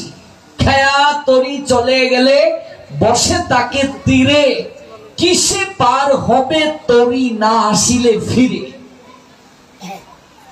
আপনি ওপারে যাবেন, নৌকা চলে গেছে অপারে, আর আপনি গিয়ে বসে আছেন তীরে, আপনি নদী পার হতে পারবেন?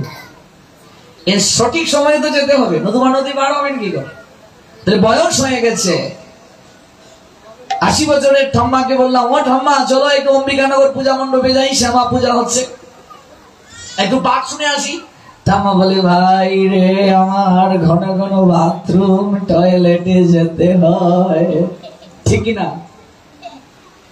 আর যদি 75 বছরের দাদুকে বলি, ও দাদু চলো একটু গীতা পাঠে যাই, দাদু বলে, আমি এক জায়গায় বইতে পারি না রে, যা তোরা বেগ গুন যা, আমি এক জায়গায় বইতে পারি না। তাহলে 75 বছরের দাদু, তাকে যদি বলি সম্ভব না তার দ্বারা, সময় ছাড়িয়া দিয়া করে পণ্ড শ্রম, ফল ছায় সে অতি নির্ভুত অধম।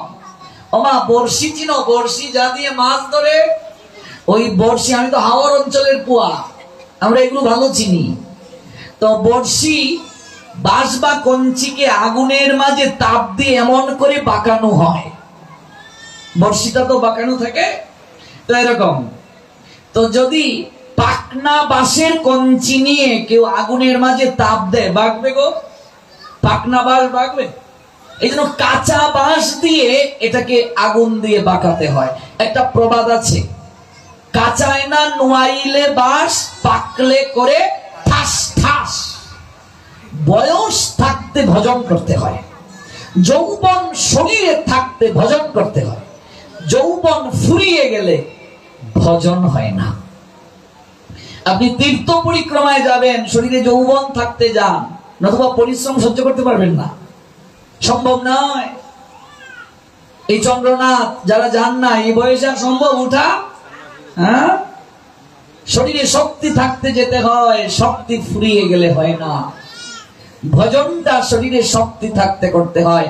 Adolescence life is extreme suitable time, dedicate your heart, yes, dignity, all parts of praying. Adolescence lifeটাই হচ্ছে ভজনের perfect time, suitable time, it is high time, উপযুক্ত সময়। আর আমরা অধিকাংশ লোক ভজনের জন্য সময় রাখি, বয়স হোক তারপর ভজন করব, একটু বয়স হোক তারপর যাব না। ভগবান বলছেন, আমি যে উপদেশ দিয়েছি শৈশব থেকে ভজন করার জন্য, যদি এটা কেউ মানে না, অহংকারের বশবর্তী হয়ে যদি এই উপদেশ গ্রহণ না করে, ওরা সমস্ত জ্ঞান থেকে বঞ্চিত, বিমূঢ়, পরমার্থ লাভের সকল প্রচেষ্টা থেকে ভ্রষ্ট। ইয়াতু এত তব্য স্বন্ত ননুতিষ্ঠন্তি মে মতম, সর্বজ্ঞান বিমূঢ়ান্তান বিদ্ধি নষ্টান অচেতসঃ। But those who out of the envy disregard this teaching and do not follow them regularly are to be considered bereft of all knowledge, befooled and ruined in their endeavors for perfection, said Almighty Creator Krishna, Srimad Bhagavad Gita 3 chapter Karma Yoga 32 verse. Yatu etatabbo swanto nonutishtanti me matam sarvajnano vimurantan viddhi nashtan ochetosho. Srimad Bhagavad Gita Karma Yoga 3য় অধ্যায় শ্লোক সংখ্যা 32। অর্জুন, যারা মাৎসর্য বর্ষে আমার এই উপদেশ পালন করে না, মাৎসর্য বর্ষে যারা আমার এই উপদেশ পালন করে না, তারা সমস্ত জ্ঞান থেকে বঞ্চিত, ওরা বিমূঢ়, পরমার্থ লাভের সকল প্রচেষ্টা থেকে ওরা ভ্রষ্ট। তাই সতত স্মরণ রাখো অর্জুন, আমি সর্বভূতের সনাতন, আমি বুদ্ধিমানের বুদ্ধি, আমি তেজস্বীদের তেজ, বীজম মাম সর্বভূতানাম বিদ্ধি পার্থ সনাতনম। সপ্তম অধ্যায় জ্ঞান বিজ্ঞান যোগ শ্লোক সংখ্যা 10। বুদ্ধির বুদ্ধিমতামস্মি, তেজস তেজস্বী নামহম। আমি বুদ্ধিমানের বুদ্ধি, আমি বীর্যবানের বীজ, আমি তেজস্বীদের তেজ, আমার থেকে সবকিছু সৃষ্টি হয়েছে। কাজেই সতত তুমি আমাকে স্মরণ করে চলো। ভবিষ্যতে কি হবে এটা নিয়ে তোমার চিন্তার দরকার নাই, তুমি কর্ম করে যাও, আমি ফলদাতা, আমি কর্ম অনুযায়ী ফল প্রদান করব। এই জন্য পরে করব, পরে কি হবে, আদৌ পারবো কিনা, এই নিয়ে আপনাকে আমাকে চিন্তা করার দরকার নাই। আমি কর্ম করে যাব, সৎ কর্ম যদি করে যাই ভালো ফল পাবো, অসৎ কর্ম করে গেলে শাস্তি পাবো, এটা স্বাভাবিক। এটাই গীতার কথা, এটাই কর্মযুগের সারাংশ। সৎসঙ্গ সর্বদা করো, সাধু সঙ্গ করো। আজকে সিংহের বাচ্চা বেড়ার পালের সঙ্গে থাকতে থাকতে সঙ্গের প্রভাবে তার এহেন পরিণতি হলো, ভেড়ার গুণাবলী লাভ হলো। আমরা ঋষির সন্তান, আমরা শাকাহারী, কিন্তু আমরা অখাদ্য কুখাদ্য খেতে খেতে এমন পর্যায়ে চলে গেছি, সাধুগণ যখন এসে, গুরুদেব যখন এসে বলেন, বাবা একটু প্রসাদ গ্রহণ করো, প্রসাদ এটা তো চিন্ময়, চিন্ময় বস্তু বাবা। তোমার মন ভালো থাকবে, শরীর ভালো থাকবে। ভগবানকে নিবেদন না করে যারা খায় ওরা চুর চৌর্য বৃত্তি করে। তখন আমরা বলি না পারবো না, গ্যাস্ট্রিক হয়ে যায় বাবা, পারি না, সম্ভব না। মানে কি? মানে আমরা অখাদ্য খেতে খেতে এমন অবস্থায় নিজেকে নিয়ে গেছি, বুঝতে পারছি না, উপলব্ধি করতে পারছি না। আচ্ছা, বাসি পচা অন্ন দেখবে কিছু লোক আছে যাদের খুব প্রিয়, তামসিক খাবার। যারা খেতে খেতে অভ্যস্ত হয়ে গেছে তাদেরকে যদি আপনি ভালো রান্না করে দেন বাসমতি চাল দিয়ে, যে বলবে না এটা ভালো লাগে না আমার, পানি ভাত দাও, এটা আমার খুব ভালো। ইন্দ্র স্বয়ং শুকর যিনি প্রাপ্ত হয়েছিলেন গুরুচরণে অপরাধ করে, শুকর খায় কি? বিষটা। তো দেবর্ষি নারদ এসে শুকর রূপী ইন্দ্রকে বলেছিলেন তুমি দেবতার রাজা, আজকে তুমি এই শুকর হয়ে বিষটা গ্রহণ করছো, ছি, চলো আমি তোমায় স্বর্গে নিয়ে যেতে এসেছি। ইন্দ্র তো অভিশাপের কারণে শুকর যোনি প্রাপ্ত হয়েছেন। তো শুকর যোনি থেকে ইন্দ্র বলছেন আমি যে স্বর্গে যাব না, এটা খুব প্রিয়, আমার অমৃত লাগবে না, আমি এই বিষটাকে খুব ভালো আছি। মানে অবস্থান, সঙ্গ, পরিবেশ মানুষকে কোথায় নিয়ে যায়। এটা গল্প শুনুন। একজন লোক অতিথি হয়ে এসেছে, তো যার বাড়ি এসেছে তিনি অতিথি সৎকার করতে খুব পছন্দ করেন। তিনি একটা করে তাকে থাকতে দিলেন। তখন পূর্ণিমা চলছে, পূর্ণিমার রাত, পাশেই বাগান। জানালাটা খুলে দিলেন তিনি, আগরবাতি জ্বালিয়ে দিলেন, আর সুগন্ধি পুষ্পের গন্ধ আসছে। কিন্তু লোকটার ঘুম আসছে না, বারবার উঠছে, বাইরে যাচ্ছে, বিছানায় গড়াগড়ি করছে। গৃহকর্তা বিষয়টা বুঝতে পেরে কাছে এসে বলছেন আপনার কি কোনো কিছু চাই? সমস্যা কি? আপনি ঘুমাচ্ছেন না যে, কোনো কিছুর অভাব বোধ করছেন? অতিথি বলে উঠলেন তা নয়, কিন্তু কি করেছে বলি আপনাকে। না, নির্দ্বিধায় বলুন। বলছেন আপনাদের ঘরে কি শুটকি আছে? বলছে গৃহকর্তা অবাক হয়ে বলছেন ব্যাপারটা কি? পূর্ণিমা চলছে, বাতায়ন খুলে দেওয়া হয়েছে, দক্ষিণা বাতাস আসছে, আগরবাতি জ্বালিয়ে দেওয়া হয়, এত সুন্দর বিছানা, এত রাত্রে শুটকি দিয়ে কি করবেন? বলছে না আসলে আছে কিনা বলুন। বলছে তা তো আছে, কিন্তু শুটকি এত রাত্রে করবেন কি? বলছে শুটকি যে পাত্রে রাখেন এই পাত্রটা ওই জানালার পাশে একটু টাঙ্গিয়ে রাখুন। বলছে কেন? বলছে না রাখুন না। এবার গৃহকর্তা তিনি কৌতূহল বশত শুটকি যে পাত্রের মাঝে রাখা হয়, আমাদের অঞ্চলে বেত দিয়ে তৈরি হয় করা, মাছগুলোকে এই পাত্রের মাঝে নিয়ে এরকম ঝাঁকুনি দিয়ে ঝাঁকায়। আমরা সিলেটিদের লোকরা ওই সুফরা বা খলই, বাঁশ বা বেত দিয়ে, এখানে নোয়াখালী কি বলে আমি জানি না, খলই। ও আমরা মিল আছে, খলই। তো খলইয়ের মাঝে মাছ দিয়ে এরকম ঝাঁকা, এখন তো প্লাস্টিকের বের হয়ে গেছে, দেখেছো? আগেকার সময়ে বেত দিয়ে, বাঁশের বেত দিয়ে তৈরি হতো সুপ্রা বা খলই। ওই খলইয়ের মাঝে এরকম মাছ ঝাঁকিয়ে ঝাঁকিয়ে আইস বের করা হতো। তো এই খলইয়ের মাঝে শুটকি এটা এনে ওই বাতায়ন জানালার পাশে টাঙ্গিয়ে রেখেছে। আর গৃহকর্তা দূরে দাঁড়িয়ে দেখছেন ব্যাপারটা কি দেখি। যখনই টাঙ্গিয়ে দেওয়া হলো তখন অতিথি নাক ডেকে 5 মিনিটের মাঝে ঘুমিয়ে পড়লো। ব্যাপারটা হলো তিনি এরকম পরিবেশে ঘুমিয়ে অভ্যস্ত, যার কারণে ওই দক্ষিণা বাতাস, বাতায়ন খোলা, এত সুন্দর পাশে পুষ্প উদ্যান, এগুলোতে তার ঘুম আসছে না। তাই ঘাস খেয়ে খেয়ে সিংহের বাচ্চাটা এমন একটা জায়গায় চলে গেছে। এবার সিংহ বলছে এটা তোমার খাবার না। বলছে না না না না, এটাই আমার খাবার। বারংবার তাকে বুঝানোর পর, খাবার তার মুখে দেওয়ার পর তার মাঝে চেতনা এলো। আমাদেরও আহার এগুলো নয়, আমাদের আহার প্রসাদ। এই জন্য দেখবে অবচেতন মনে প্রত্যেকেরই প্রসাদের প্রতি একটা টান আছে, আছে কি নেই? সবসময় যদি প্রসাদ নাও পায় মানুষ, কিন্তু দেখবে প্রসাদের প্রতি একটা দুর্বলতা সবার আছে। আচ্ছা, চাল ডাল সবজি কি মানুষের ঘরে নাই গো? কিন্তু আমরা লাইনে দাঁড়িয়ে থাকি ঘন্টার পর ঘন্টা একটু প্রসাদ পাওয়ার জন্য। কারণটা কি?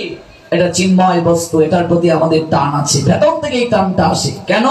কারণ আমাদের আহার মূলত প্রসাদ, আমাদের আহারটাই মূলত প্রসাদ। চিন্ময় বস্তু এটি, আমাদের সত্তার সঙ্গে এটার সাদৃশ্য আছে, এই জন্য আমাদের অন্তরে টান আছে প্রসাদের প্রতি। এটি হচ্ছে মুখ্য কথা। সঙ্গের প্রভাবে খাদ্যের গুণাগুণ আমাদেরকে নিম্নগতি প্রাপ্ত করেছে। এই জন্য সাধুরা যখন এসে বলেন মা একটু প্রসাদ পাও, ও মা সারা মাস পারো না, বছর পারো না, অন্তত কার্তিক মাসটা করো। ও মা দামোদর মাস 1 মাস অন্তত প্রসাদ পাও ভোগ লাগিয়ে তুলসী দিয়ে। না বাবা পারি না। আবার অনেকে দেখবে কার্তিক মাস করে কিন্তু ছেলের জন্য মাছ রান্না করে দেয়, বৌমার জন্য মাছ রান্না করে দেয়। কেন? একটা মাস সবাই মিলে ভগবানের ভজন করব, একটা মাস ভোরবেলা উঠবো, মঙ্গল আরতি করব, একটা মাস সন্ধ্যাবেলা প্রদীপ প্রজ্বলন করব। 11 মাস পারছি না, অন্তত ভগবানের কাছে ক্ষমা চাইব, প্রায়শ্চিত্ত করব, সারেন্ডার করব তার চরণে। একটা মাসও যদি ভজন না করি কি হবে? বিচারের কাঠগড়ায় দাঁড়িয়ে কি জবাবটা দেবো গোবিন্দকে? তাই অন্তত একটা মাস ঠিকভাবে পালন করুন। এই মাস পালন করে যারা পারেন, অনেক তো হলো, একটু সাত্বিক আহারের দিকে ঝুঁকেন। বয়স যাদের হয়েছে শরীরও ভালো থাকবে, মনটাও ভালো থাকবে। কারণ যেমন খাবার মন তেমন, যেমন মন তেমন বুদ্ধি, যেমন বুদ্ধি তেমন স্থিতি, যেমন স্থিতি তেমন লয়, যেমন লয় তেমন প্রাপ্তি। আপনি যেমন খাবার গ্রহণ করবেন মনটাও তেমন হবে, মন যেমন হবে বুদ্ধিটা তেমন হবে। বুদ্ধি যেরকম স্থিতি সেরকম, স্থিতি যেরকম লয় সেরকম, লয় যেরকম প্রাপ্তি সেরকম। আচ্ছা, আগুনে যদি কেউ প্লাস্টিক দেয় গন্ধটা কেমন হবে বাবা? প্লাস্টিকের মতো গন্ধ হবে। আগুনে যদি কেউ চামড়া দেয় গন্ধটা কেমন হবে? চামড়ার মতো গন্ধ হবে। জঠর অগ্নি, এখানে আগুন জ্বলছে, আমরা যে খাবার দেই ওই অগ্নি দ্বারা পরিপাক হয়, বিজ্ঞান বলেছে। আপনি এখানে যে খাবার দেবেন, এই পাকস্থলীতে যে খাবার দেবেন, আপনার চেতনাটাও তেমন হবে, গন্ধটা তেমন হবে। এই কথাটা বলেছিলেন ডাক্তার মহানামব্রত ব্রহ্মচারী। ডাক্তার মহানামব্রত ব্রহ্মচারী যখন পাশ্চাত্যে গেলেন, মহানামব্রত ব্রহ্মচারীকে পাশ্চাত্যের এক শিক্ষিতা নারী প্রশ্ন করেছিলেন, মহারাজ আপনাদের ভারতবর্ষ নারীকে তো কোনো সম্মান দিতেই জানে না। মহানামব্রত ব্রহ্মচারী অবাক হয়ে বললেন, এ প্রশ্ন কেন করলেন? বলছেন আপনাদের মা কালী তিনি তো নারী, তা উলঙ্গ রূপে তাকে পূজা করা হয়। এ কেমন শিক্ষা? এ থেকে মানুষ কি শিখবে? মহানামব্রত ব্রহ্মচারী বললেন, পাশ্চাত্যের ওই শিক্ষিতা নারীকে মা, সনাতন দর্শন বুঝতে গেলে একটু সাধনা দরকার। সাধনা ব্যতীত সনাতন দর্শন বোঝা যাবে না। সনাতনী যারা ওরা বুদ্ধিমান। ভগবান বলছেন শ্রীমদ্ ভগবত গীতার 10ম অধ্যায় বিভূতি যুগের 8 নং শ্লোকে, অহং সর্বস্ব প্রভব মত্ত সর্বম প্রবর্ততে ইতি মত্তা ভজন্তে মাম বুধা। বুধা মানে বুদ্ধিমান, মাম বুধা ভাব সমন্বিতা। অর্জুন, আমি জড় চেতন জগতের সকল কিছুর উৎস, আমার থেকে জগতে সকল কিছুর সৃষ্টি। যারা বুদ্ধিমান তারা এই তত্ত্ব অবগত হয়ে আমার পূজা করে। I am the source of all spiritual and material worlds. Everything emanates from me.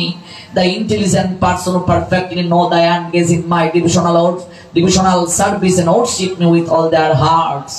এই বুদ্ধিমান ব্যক্তি যারা সাধনা করে তারাই এই তত্ত্ব বুঝতে পারে। সনাতনী দর্শন বুঝতে গেলে সাধনা ব্যতীত সম্ভব নয়। মহানামব্রত ব্রহ্মচারী আবার উত্তর দিচ্ছেন, জেনে যান মা কালী দিগম্বরী কেন। আমরা প্রতিদিন অন্যান্য পাঠের সঙ্গে মায়ের তত্ত্ব একটু একটু করে জানবো, যেহেতু মায়ের পূজা উপলক্ষে এই অনুষ্ঠান। আজকে আমরা কেবল এই তত্ত্বটা জানছি, মা দিগম্বরী কেন। দিগম্বরী মানে বস্ত্রহীন। বস্ত্র নেই কেন শরীরে? এই রূপের পুজো কেন? তার আগে জানুন এই পূজাকে বলে শ্যামা পূজা। শ্যামা হলো রাধারানীর একটা নাম, মা কালীরও একটা নাম হলো শ্যামা। জগতে যত শক্তি তত্ত্ব আছে, সকল শক্তি তত্ত্বের মূল আধার হলেন প্রেমময়ী রাধারানী, লাদিনী শক্তি। ওই শক্তিরই অংশ জগতে বাকি সকল শক্তি। মনে রাখবে, ভগবান কৃষ্ণ যখন আবির্ভূত হয়েছিলেন কংসের কারাগারে, তখন তিনি নন্দালয়ে শক্তিকেও আবির্ভূত করিয়েছিলেন, অন্তরঙ্গা শক্তিকে। ভগবান কৃষ্ণের দুটি শক্তি, একটি হলো অন্তরঙ্গা, আরেকটি হলো বহিরঙ্গা। বহিরঙ্গা হলেন মহামায়া, অন্তরঙ্গা হলেন যোগমায়া। দেবী দুর্গা হলেন মহামায়া আর দেবী কাত্যায়নী হলেন যোগমায়া, একই তত্ত্ব, কিন্তু লীলা এবং কার্য সম্পাদনে একটু আলাদা। বহিরঙ্গা রূপে দেবী দুর্গা কৃষ্ণ বিমুখ ব্যক্তিদেরকে শাস্তি দেন, আধ্যাত্মিক আদি ভৌতিক আদি দৈবিক তিনটা রশি দ্বারা বেঁধে রাখেন, আর অন্তরঙ্গা শক্তি যোগমায়া রূপে কৃষ্ণ লীলায় সহায়তা করেন। এই জন্য ভাগবত বলছেন ভগবান কৃষ্ণের সহোদরা বোন হলেন দেবী দুর্গা। দুর্গাকে গোবিন্দের ভগিনী লীলায়, আর দুর্গার রূপটা হলো রজগুণের রূপ, রজগুণে হলেন দুর্গা। ওই দুর্গা থেকেই মা কালীর সৃষ্টি হয়েছে। মা কালী হলেন তমগুণে, তমগুণের অধীশ্বরী হলেন মা কালী। মা কালী হলেন তমগুণের অধীশ্বরী। আমরা অনেক সময় মনে করি মা দুর্গার মেয়ে লক্ষ্মী, মেয়ে সরস্বতী। এটা হচ্ছে ভক্তি তত্ত্বের কথা, কিন্তু তত্ত্বগত দিক থেকে লক্ষ্মী সরস্বতী দেবী দুর্গার মেয়ে না। যিনি লক্ষ্মী তিনিই দুর্গা, যিনি সরস্বতী তিনিই দুর্গা। অর্থাৎ সত্যগুণে সরস্বতী, রজগুণে লক্ষ্মী, তমগুণে কালী, একই তত্ত্ব। কেমন? লক্ষ্মী তো আবির্ভূত হয়েছেন সমুদ্র মন্থন থেকে। সমুদ্র মন্থন যখন করা হলো তখন মা লক্ষ্মীর আবির্ভাব হয়েছে। আর সরস্বতীর আবির্ভাব হয়েছে, সরস্বতী তো ব্রহ্মার মানুষ কন্যা। তাহলে দেবী কালী এলেন পার্বতী থেকে, তমগুণের অধীশ্বরী তিনি দেবী কালী। তারই আরেকটা নাম কৌশিকী। কেমন? দেবী পার্বতী যখন সাধনায় মগ্ন ছিলেন, সাধনায় একেবারে তার শরীর আধারে ডুবে গিয়েছিল, কালো হয়ে গিয়েছিল। ওই তমগুণে তিনি কালী। দিগম্বরী কেন তিনি? তার গলের মাঝে মুন্ডমালা। এই মুন্ডগুলো কার? ও মা, কি সুন্দর বলছে, অসুরের। গোপাল বলছে অসুর মায়েরই সন্তান। অসুরার দেবতা একই বাবার সন্তান, মা দুইজন, বাপ কিন্তু একজনেই, মা দুইজন। তাহলে একই বীর্য থেকে সৃষ্টি, দুই সন্তান দুই রকম কেন? এই তত্ত্ব আরেকদিন বলবো। বীর্য যেমন, গুণটাও তো তেমন। কিন্তু শুধু বীজ ভালো হলে তো হবে না, জমিও ভালো হতে হবে। আর জমি ভালো, বীজ ভালো, তাতেও ভালো ফসল হবে না, পরিচর্যাটা ভালো হতে হবে। এই জন্য বলেছিলাম দিতি আর অদিতি আর কশ্যপ মুনির কথা বারংবার বুঝিয়েছিলেন যে এই সময়টা সন্তান ধারণের সময় না, জোর করে নিয়ে গেলেন। তাই দানব হলো, মানে অসুরের জন্ম হলো। তো অসুরার দেবতা একই বাবার সন্তান, কিন্তু একজন পজিটিভ, একজন নেগেটিভ, একজন ইতিবাচক শক্তি, একজন নেতিবাচক শক্তি। তাহলে মা কালী যদি জগৎ জননী হন, তাহলে তার গলের মাঝে যে মুন্ডমালা, এই যে মুন্ডগুলো অসুরের মুন্ড, এই অসুর কি মায়ের সন্তান না? কথা বলুন। যদি জগৎ জননী হন, তাহলে অসুরটাও তো মায়ের সন্তান। তাহলে কোন মা কি তার সন্তানের মুন্ডু দিয়ে মালা গেঁথে গলায় পড়তে পারেন? এটি হচ্ছে মুখ্য কথা, আগে এই কথাটা জানতে হবে। হ্যাঁ, যে মুন্ডু মালা মা পড়েছেন সেটি সন্তানেরই মুন্ড, তবে এই সন্তান আর কোন সন্তান নয়। এই সন্তান হলো সমাজের অনিষ্ট সাধনকারী। 5টা আঙ্গুল, একটা আঙ্গুলের মাঝে যদি পচন ধরে, ডাক্তারের কাছে গিয়েছেন, ডাক্তার বলছেন আপনার এই আঙ্গুলটাকে কেটে ফেলতে হবে। বলছে কেন ডাক্তারবাবু, কি কথা বলছেন? বলছি আঙ্গুলটাকে যদি না কাটো, আপনি যদি না কাটেন, বাকি 4টা আঙ্গুলে পচন ধরার সম্ভাবনা আছে, তখন আমরা বাধ্য হয়ে কি করি? কেটে ফেলি। তাহলে মা এই সন্তানগুলোর মুন্ডু আলাদা করেছেন শরীর থেকে। তার কারণ হলো ওরাও মায়ের পেটেই ছিল, ওরা মায়ের পেট থেকেই বের হয়েছে, ওরা মায়ের স্তনদুগ্ধ পান করেছে। এই জগতে অনেক সন্তান আছে যারা মায়ের পেটে থাকে, মা যা আহার গ্রহণ করে তাহা আহার গ্রহণ করে, প্রসব বেদনা সহ্য করে মা ভূমিষ্ঠ করায়, জগতের আলো দেখায়। আবার এই সন্তান মায়ের স্তনদুগ্ধ খায়, আবার মায়ের পেটে লাঠি মারে। আছে কি নাই? যে পেটে থাকলো সেই পেটে লাথি মারে, বৃদ্ধাশ্রমে পাঠিয়ে দেয়, মা বাবার গায়ে হাত তুলে। ওরাই অসুর। অসুর মানে আর কেউ নয়, দৈবী গুণের অভাব যাদের মাঝে ওরা হলো অসুর। আসরিক ভাব যাদের মাঝে ওরা অসুর, যারা সমাজের, রাষ্ট্রের, সংসারের হুমকি স্বরূপ। এই সন্তানগুলোকে যদি মা আলাদা না করেন, তাহলে বাকি সন্তানগুলোও হুমকি স্বরূপ হবে, বাকিরাও নষ্ট হয়ে যাবে, বাকিদেরও পছন্দ ধরবে। এই জন্য মা তিনি হলেন অসুর মর্দিনী, তিনি অসুর দমন করেন। এই মা চামুন্ডিনী, এই মা আবার পরমেশ্বরী, পরম বৈষ্ণবী। এই মা এক হাত দ্বারা বর মুদ্রা, অর্থাৎ বর দান করেন। একটা হাত দেখুন এইভাবে আছে, এটা হচ্ছে বর মুদ্রা, বর দান করেন। আরেক হাতে দেখেন খড়গ আছে, আরেক হাতে দেখুন কাটা মস্তক, অর্থাৎ মুন্ড আছে। তুমি যেভাবে চাইবে মা সেইভাবে তোমার কাছে আসবেন। রামপ্রসাদ তাই গান গাইলেন, ভয়ঙ্করী রূপ ধরে তুই দারাস নেমা এলু কেশি, তুই যে আমার শ্যামা মাগো মাতৃরূপে ভালোবাসি। ভয় লাগে তোর ওই রূপ দেখে, সদা যেন থাকিস রণে, মুন্ডু মালা ফেলে হাতে নিয়ে আয়না শ্যামের বাসি। এক হাতে মুন্ডু মালা নিয়ে তিনি বলছেন, দেখো আমি যেমন এক হাত দ্বারা সন্তানকে আদর করি, বর দান করি, বর মুদ্রায় বর দান করি, আরেক হাতে সমাজের, সংসারের অনিষ্ট সাধনকারী যারা, তাদের মুন্ডু আমি ছেদন করতে পারি। এই জন্য খড়গ আমার হাতে আছে, এই জন্য কাটা মুন্ডু আমার হাতে আছে। আবার অন্যদিকে আমি বর দান করি, আরেক দিকে আমি সন্তানকে আঁকড়ে ধরি, আরেক দিকে আমি অভয় দান করি, ভয় নাই। ওই শ্যামা, রাধারানীরও একটা নাম শ্যামা, মা কালীরও একটা নাম শ্যামা। শ্যামকে যিনি আনন্দ দান করেন তার নাম শ্যামা। বুঝলে? রাধারানীর নামও শ্যামা, মা কালীর নামও শ্যামা। ওই মা রণে গিয়েছেন। মহানামব্রত ব্রহ্মচারী উত্তর দিচ্ছেন পাশ্চাত্যের শিক্ষিতা নারীকে, দিগম্বরী কেন তিনি?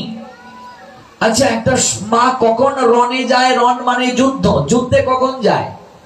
আপনার সন্তানকে আপনার চোখের সামনে থেকে কেউ হরণ করে নিয়ে গেল, কিডন্যাপ করে নিয়ে গেল, ছিনিয়ে নিয়ে গেল, আপনি তখন কি করবেন? পিছনে পিছনে দৌড় দেবেন না যাবেন না? নিশ্চয়ই দৌড়াবেন। আচ্ছা, দৌড় দেওয়ার আগে কি আয়নায় গিয়ে দাঁড়িয়ে দেখবেন আপনার চুল ঠিক আছে কিনা, আপনার পরনের কাপড়টা সুন্দর কিনা? না না না, এই কাপড়টা পরে আমি বাইরে কি করে যাব? আপনার সন্তানকে কেউ নিয়ে যাচ্ছে, মারছে, আপনি শুনলেন, আপনি গিয়ে কি ওই ড্রয়িং রুমে ড্রেসিং টেবিলের সামনে আয়নায় তাকিয়ে একটু মুখে দিবার সেদা বেদা দেবেন? হ্যাঁ, তারপর সুন্দর একটা শাড়ি পরবেন? না, আপনি দৌড় শুরু করবেন, আপনার সন্তানকে কেউ মারছে। তো একটা নারী কখন যুদ্ধক্ষেত্রে যায়, একটা মা কখন যুদ্ধক্ষেত্রে যায় ভাবুন। সন্তানকে যখন মারছে, মা তখন নিজে যুদ্ধক্ষেত্রে গেলেন। সন্তানকে রক্ষা করতে গিয়ে তিনি যুদ্ধ করছেন। যুদ্ধ করতে করতে তার পরনের শাড়িটা খুলে গেছে, সেদিকে তার খেয়াল নাই। ভালো করে বুঝুন তত্ত্ব, নইলে শ্যামা পূজায় মায়ের প্রতি শ্রদ্ধা আসবে না, ভক্তি আসবে না। এই রূপটা আগে বুঝুন। সনাতনীরা দর্শন বুঝে না, সনাতনীরা যার পূজা করছে তার তত্ত্বটা বুঝে না। One who knows the transcendental nature of my appearance and activities does not upon loving this body take his part again in this material world by eternal Buddha Arjun said Almighty Creator. Srimad Bhagavad Gita 4 chapter Gyan Yoga 9 verse. তত্ত্ব জানো, তত্ত্ব না জানলে আসা যাওয়া বারণ হবে না। সন্তানকে চোখের সামনে মারছে, মা বসে থাকবেন, দাঁড়িয়ে থাকবেন? তিনি রণে গেলেন, যুদ্ধে গেলেন, তিনি সন্তানকে রক্ষা করছেন আর তিনি যুদ্ধ করছেন। যুদ্ধ করতে করতে খড়গ হাতে নিয়ে অসুরের মুন্ড নিপাত করছেন আর নিজের সন্তানকে রক্ষা করছেন। যুদ্ধ করতে করতে মায়ের শাড়িটা কষে পড়ল, শরীর থেকে মায়ের শাড়িটা কষে পড়ল। কিন্তু মা এই জায়গায় দেখিয়েছেন যে একটা মায়ের কাছে তার সন্তান সবচেয়ে বড়, সন্তানের মমতাটা সবচেয়ে বড়। সন্তানের জন্য মা জীবন উৎসর্গ করতে পারেন, একটা মা সন্তানের জন্য নিজেকে উৎসর্গ করতে পারেন, নিজের সকল কিছু উৎসর্গ করতে পারেন, সম্ভ্রমটাও হারাতে পারেন, বিন্দু বিসর্গ তার লজ্জা থাকে না। শরীরের কাপড়টা কষে পড়লো, সেদিকে তার খেয়াল নাই। সন্তানকে তিনি সুরক্ষা প্রদান করছেন। এবার সন্তান বড় হয়ে যদি জানে, মহানাব্রত ব্রহ্মচারী উত্তর দিচ্ছেন যে তার মা তাকে বাঁচানোর জন্য, তাকে রক্ষা করার জন্য যুদ্ধ করতে গিয়ে তার কাপড়টা কষে পড়েছিল। সেই সন্তান মাকে শ্রদ্ধা করবে না অপমান করবে? কথা বলো, শ্রদ্ধা করবে। শ্রদ্ধাটা বাড়বে না কমবে? যে আমাকে রক্ষা করার জন্য আমার মায়ের কাপড় কষে পড়েছিল। এই দর্শনটা জগতে বুঝানোর জন্য এইভাবেই পূজা করে সনাতনী হিন্দুরা। একটা নারী সকল শক্তির আধার, এই জায়গায় তিনি মা, মমতাময়ী মা। সন্তানের জন্য তিনি কি করতে পারেন? মহানামৃত ব্রহ্মচারী বলছেন, তুমি আমেরিকার মেয়ে, তুমিও তো নারী, তুমিও তো মা হও। বলো, তোমার সন্তানের জন্য তোমার ভেতরে কি এই মমতাটা নেই? আমেরিকার মেয়েটা প্রণাম দিয়ে ডক্টর মহানামৃত ব্রহ্মচারীকে বলেছিলেন, ভারতের দর্শন এতটা উন্নত, আমরা না জেনে কথা বলি, মহারাজ আপনি আমায় ক্ষমা করে দিন। সন্তানকে সুরক্ষা দান করতে গিয়ে মায়ের বস্ত্রটা কষে গেল, সেদিকে মায়ের খেয়াল নাই, তিনি তার সন্তানকে সুরক্ষা প্রদান করছেন। একটা মা সন্তানের জন্য নিজের জীবনকে কতটা উৎসর্গ করতে পারেন? মায়ের এই রূপটার মাধ্যমে জগতের প্রত্যেকটা সন্তানের কাছে এই মেসেজটা দেয়া হচ্ছে, দেখো একটা নারী যখন মা হয় সে তার সন্তানের জন্য তার জীবন যৌবন পর্যন্ত উৎসর্গ করে দিতে পারে। নিতাই গৌর সীতানাথ প্রেমানন্দে হরি বল। সন্তানের জন্য একটা মা জীবনকে উৎসর্গ করে দিয়ে দিতে পারে। কাজে এই জায়গায় এটা লজ্জা নয়, মহানামৃত ব্রহ্মচারী বলছেন, বরং সেই সন্তানের জন্য এটা গর্ব। এটা হলো লীলাগত কারণ। এবার আসুন তত্ত্বগত কারণ। মা হলেন দিগম্বরী কেন? কারণ তিনি সর্বদিক থেকে প্রসবিনী, সকল শক্তির আধার, সর্বক্ষেত্রে তিনি প্রসব করছেন। দিগম্বরী, প্রসবিনী, তাহলে তার বস্ত্র পরার সময় কখন? তিনি দিগম্বরী, সর্বক্ষেত্রে তিনি প্রসবিনী। এই মা চরণের নিচে মহাদেব কেন? তার কারণ হলো এই জগৎ সংসার শক্তির দ্বারা পরাভূত, শক্তির অধীন। এই জায়গায় স্ত্রীর পায়ের নিচে স্বামী না, এটা ভুল বুঝবেন না, তাহলে অপরাধ হবে। স্ত্রীর পায়ের নিচে কখনো স্বামী থাকতে পারে না, এটা ভাবাটাও অপরাধ। একটা স্ত্রীর চরণের নিচে কখনো স্বামী থাকতে পারে না। স্বামীকে স্ত্রী দেবতা স্বরূপে প্রণাম দেয়। এই জায়গায় মা কালী হলেন সকল শক্তির মূলাধার, সকল শক্তির আধার হলেন মা কালী। শক্তির দ্বারা জগৎ সংসার পরাভূত, শক্তির অধীন হলেন জগৎ সংসার। এটা মহাদেব দেখালেন, দেখো শক্তি ব্যতীত কিচ্ছু টিকে থাকা সম্ভব নয়, শক্তির অধীন হলো সকল কিছু। এটা হলো তত্ত্ব। আর লীলাটা কি? মা যখন এক এক করে অসুরের মুন্ডু ছেদন করছেন, তখন রক্তবীজ, যার রক্তবিন্দু যদি ভূমিতে পড়ে সেখান থেকে আরেকটা অসুরের সৃষ্টি হয়ে যায়, রক্ত থেকে সৃষ্টি হয়ে যায়। তাই মা মুন্ডু ছেদন করছেন আর জিহ্বা দ্বারা লেহন করে রক্তটা পর্যন্ত তুলে নিচ্ছেন, যেন ওই রক্ত থেকে আরেকটা অসুরের জন্ম না হয়। অসুর সাধনার মাধ্যমে এই বর প্রাপ্ত হয়েছে, অমরত্বের বর, অর্থাৎ যেখানেই রক্তবিন্দু পড়বে সেখান থেকে আরেকবার তার জন্ম হয়ে যাবে। মা এমন ভাবে কম্পন করছেন, এই বিশ্ব ব্রহ্মাণ্ড কম্পিত হয়ে যাচ্ছে, টিকে থাকা সম্ভব নয়। সকল দেবতারা তখন মহাদেবের কাছে গেলেন, আপনি পারেন এই ভয়ঙ্করী রূপকে স্থির করতে, স্থিতিশীল করতে। মহাদেব পিছনে পিছনে ডাকছেন, দেবী কালী থামছেন না, বলছেন আমি পার্বতী নই, আমি উগ্র রূপিণী কালী। কেমন? তাই দেবী কালী সামনের দিকে এগিয়ে যাচ্ছেন। মহাদেব বাধ্য হয়ে তখন তিনি পড়ে গেলেন নিচে। আর এই যে খড়গ হাতে নিয়ে মুন্ডু ছেদন করে করে যাচ্ছেন, নিচের দিকে তো আর তাকাচ্ছেন না, তাই চরণটা পড়ে গেল মহাদেবের বক্ষের মাঝে। নিচের দিকে তাকিয়ে দেখেন মহাদেব, তখনই তিনি জিহ্বাটার মাঝে দন্ত দ্বারা কামড় দিয়ে দিলেন। এই কি আমি করলাম? এটা হলো লীলা, কিন্তু লীলার থেকে তথ্যটা হচ্ছে প্রাধান্য। সকল শক্তির মূলাধার হলেন এই শক্তি তত্ত্ব, শ্যামা। শ্যামার অধীন মানে শক্তির অধীন সকল কিছু। এটা দ্বারা বুঝালেন একটা নারী মানে ভারতবর্ষের নারী কখনো পিছিয়ে নয়। আজকাল আমরা মনে করি আমেরিকার নারীরা এগিয়ে, ব্রিটিশ নারীরা এগিয়ে, কিন্তু ভারতবর্ষের নারীরা কখনো পিছিয়ে ছিল না। একটা নারী যুদ্ধক্ষেত্রে যায়, নারীকে কখনো রান্না করে ভারতের ঋষিরা রাখেন নাই।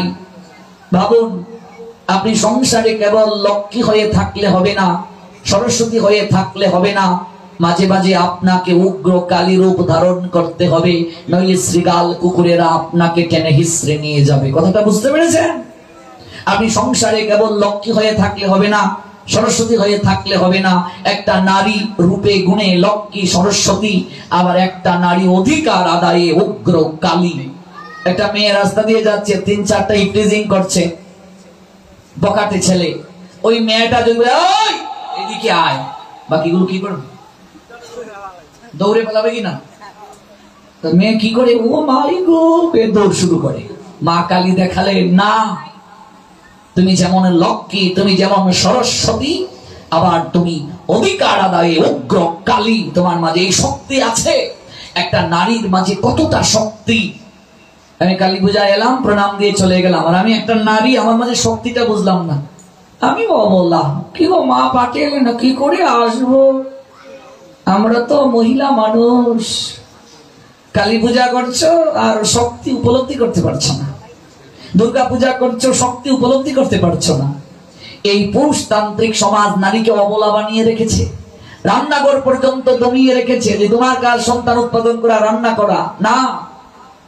এই মা কালী, মা দুর্গা জগৎকে বুঝাচ্ছে তুমি সকল শক্তির আধার। এই জন্য দেখবে শক্তির পূজায় লাল ধ্বজা টাঙ্গানো হয়। লাল কাপড় দেখেছেন তো? লাল রং হচ্ছে শক্তির প্রতীক। এই জন্য নারীরা সিঁথিতে লাল রং দেয়, সিঁদুরের রং লাল, ললাটে লাল রং পরে মানে সিঁদুর পরে, সিঁদুরের রংটা লাল। এই লাল রং হলো শক্তির প্রতীক। একটা নারী হলো শক্তি, পুরুষকে সে শক্তিমান করে। যে গৃহে নারী শক্তিহীন মনোগত দিক থেকে, সেই গৃহ কোনোদিন সামনের দিকে অগ্রসর হতে পারে না। একটা নারী পুরুষকে শক্তিমান করে একটা নারীর মাঝে এই শক্তি দিয়েছেন ভগবান। একটা নারীকে এমন ভাবে সৃষ্টি করেছেন ভগবান, সকল আকর্ষণ শক্তি তার মাঝে দিয়েছেন।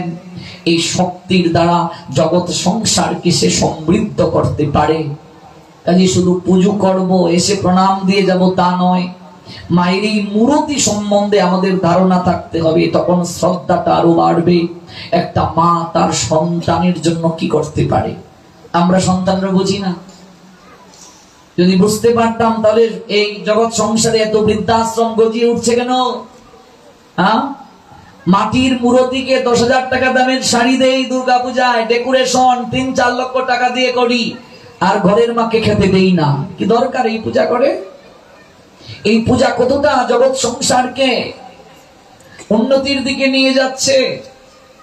এপার বাংলা ওপার বাংলা, দুই বাংলায় যতগুলো বৃদ্ধাশ্রম গজিয়ে উঠেছে, অধিকাংশ বৃদ্ধাশ্রমে দেখলাম আমি সবচেয়ে উচ্চ শিক্ষিত যারা, সবচেয়ে ভালো চাকুরি যারা করে, সরকারি চাকুরি, অনেক টাকা যাদের বেতন, অনেক বড় ব্যবসায়ী যারা, তাদের বাপ মা বৃদ্ধাশ্রমে থাকে।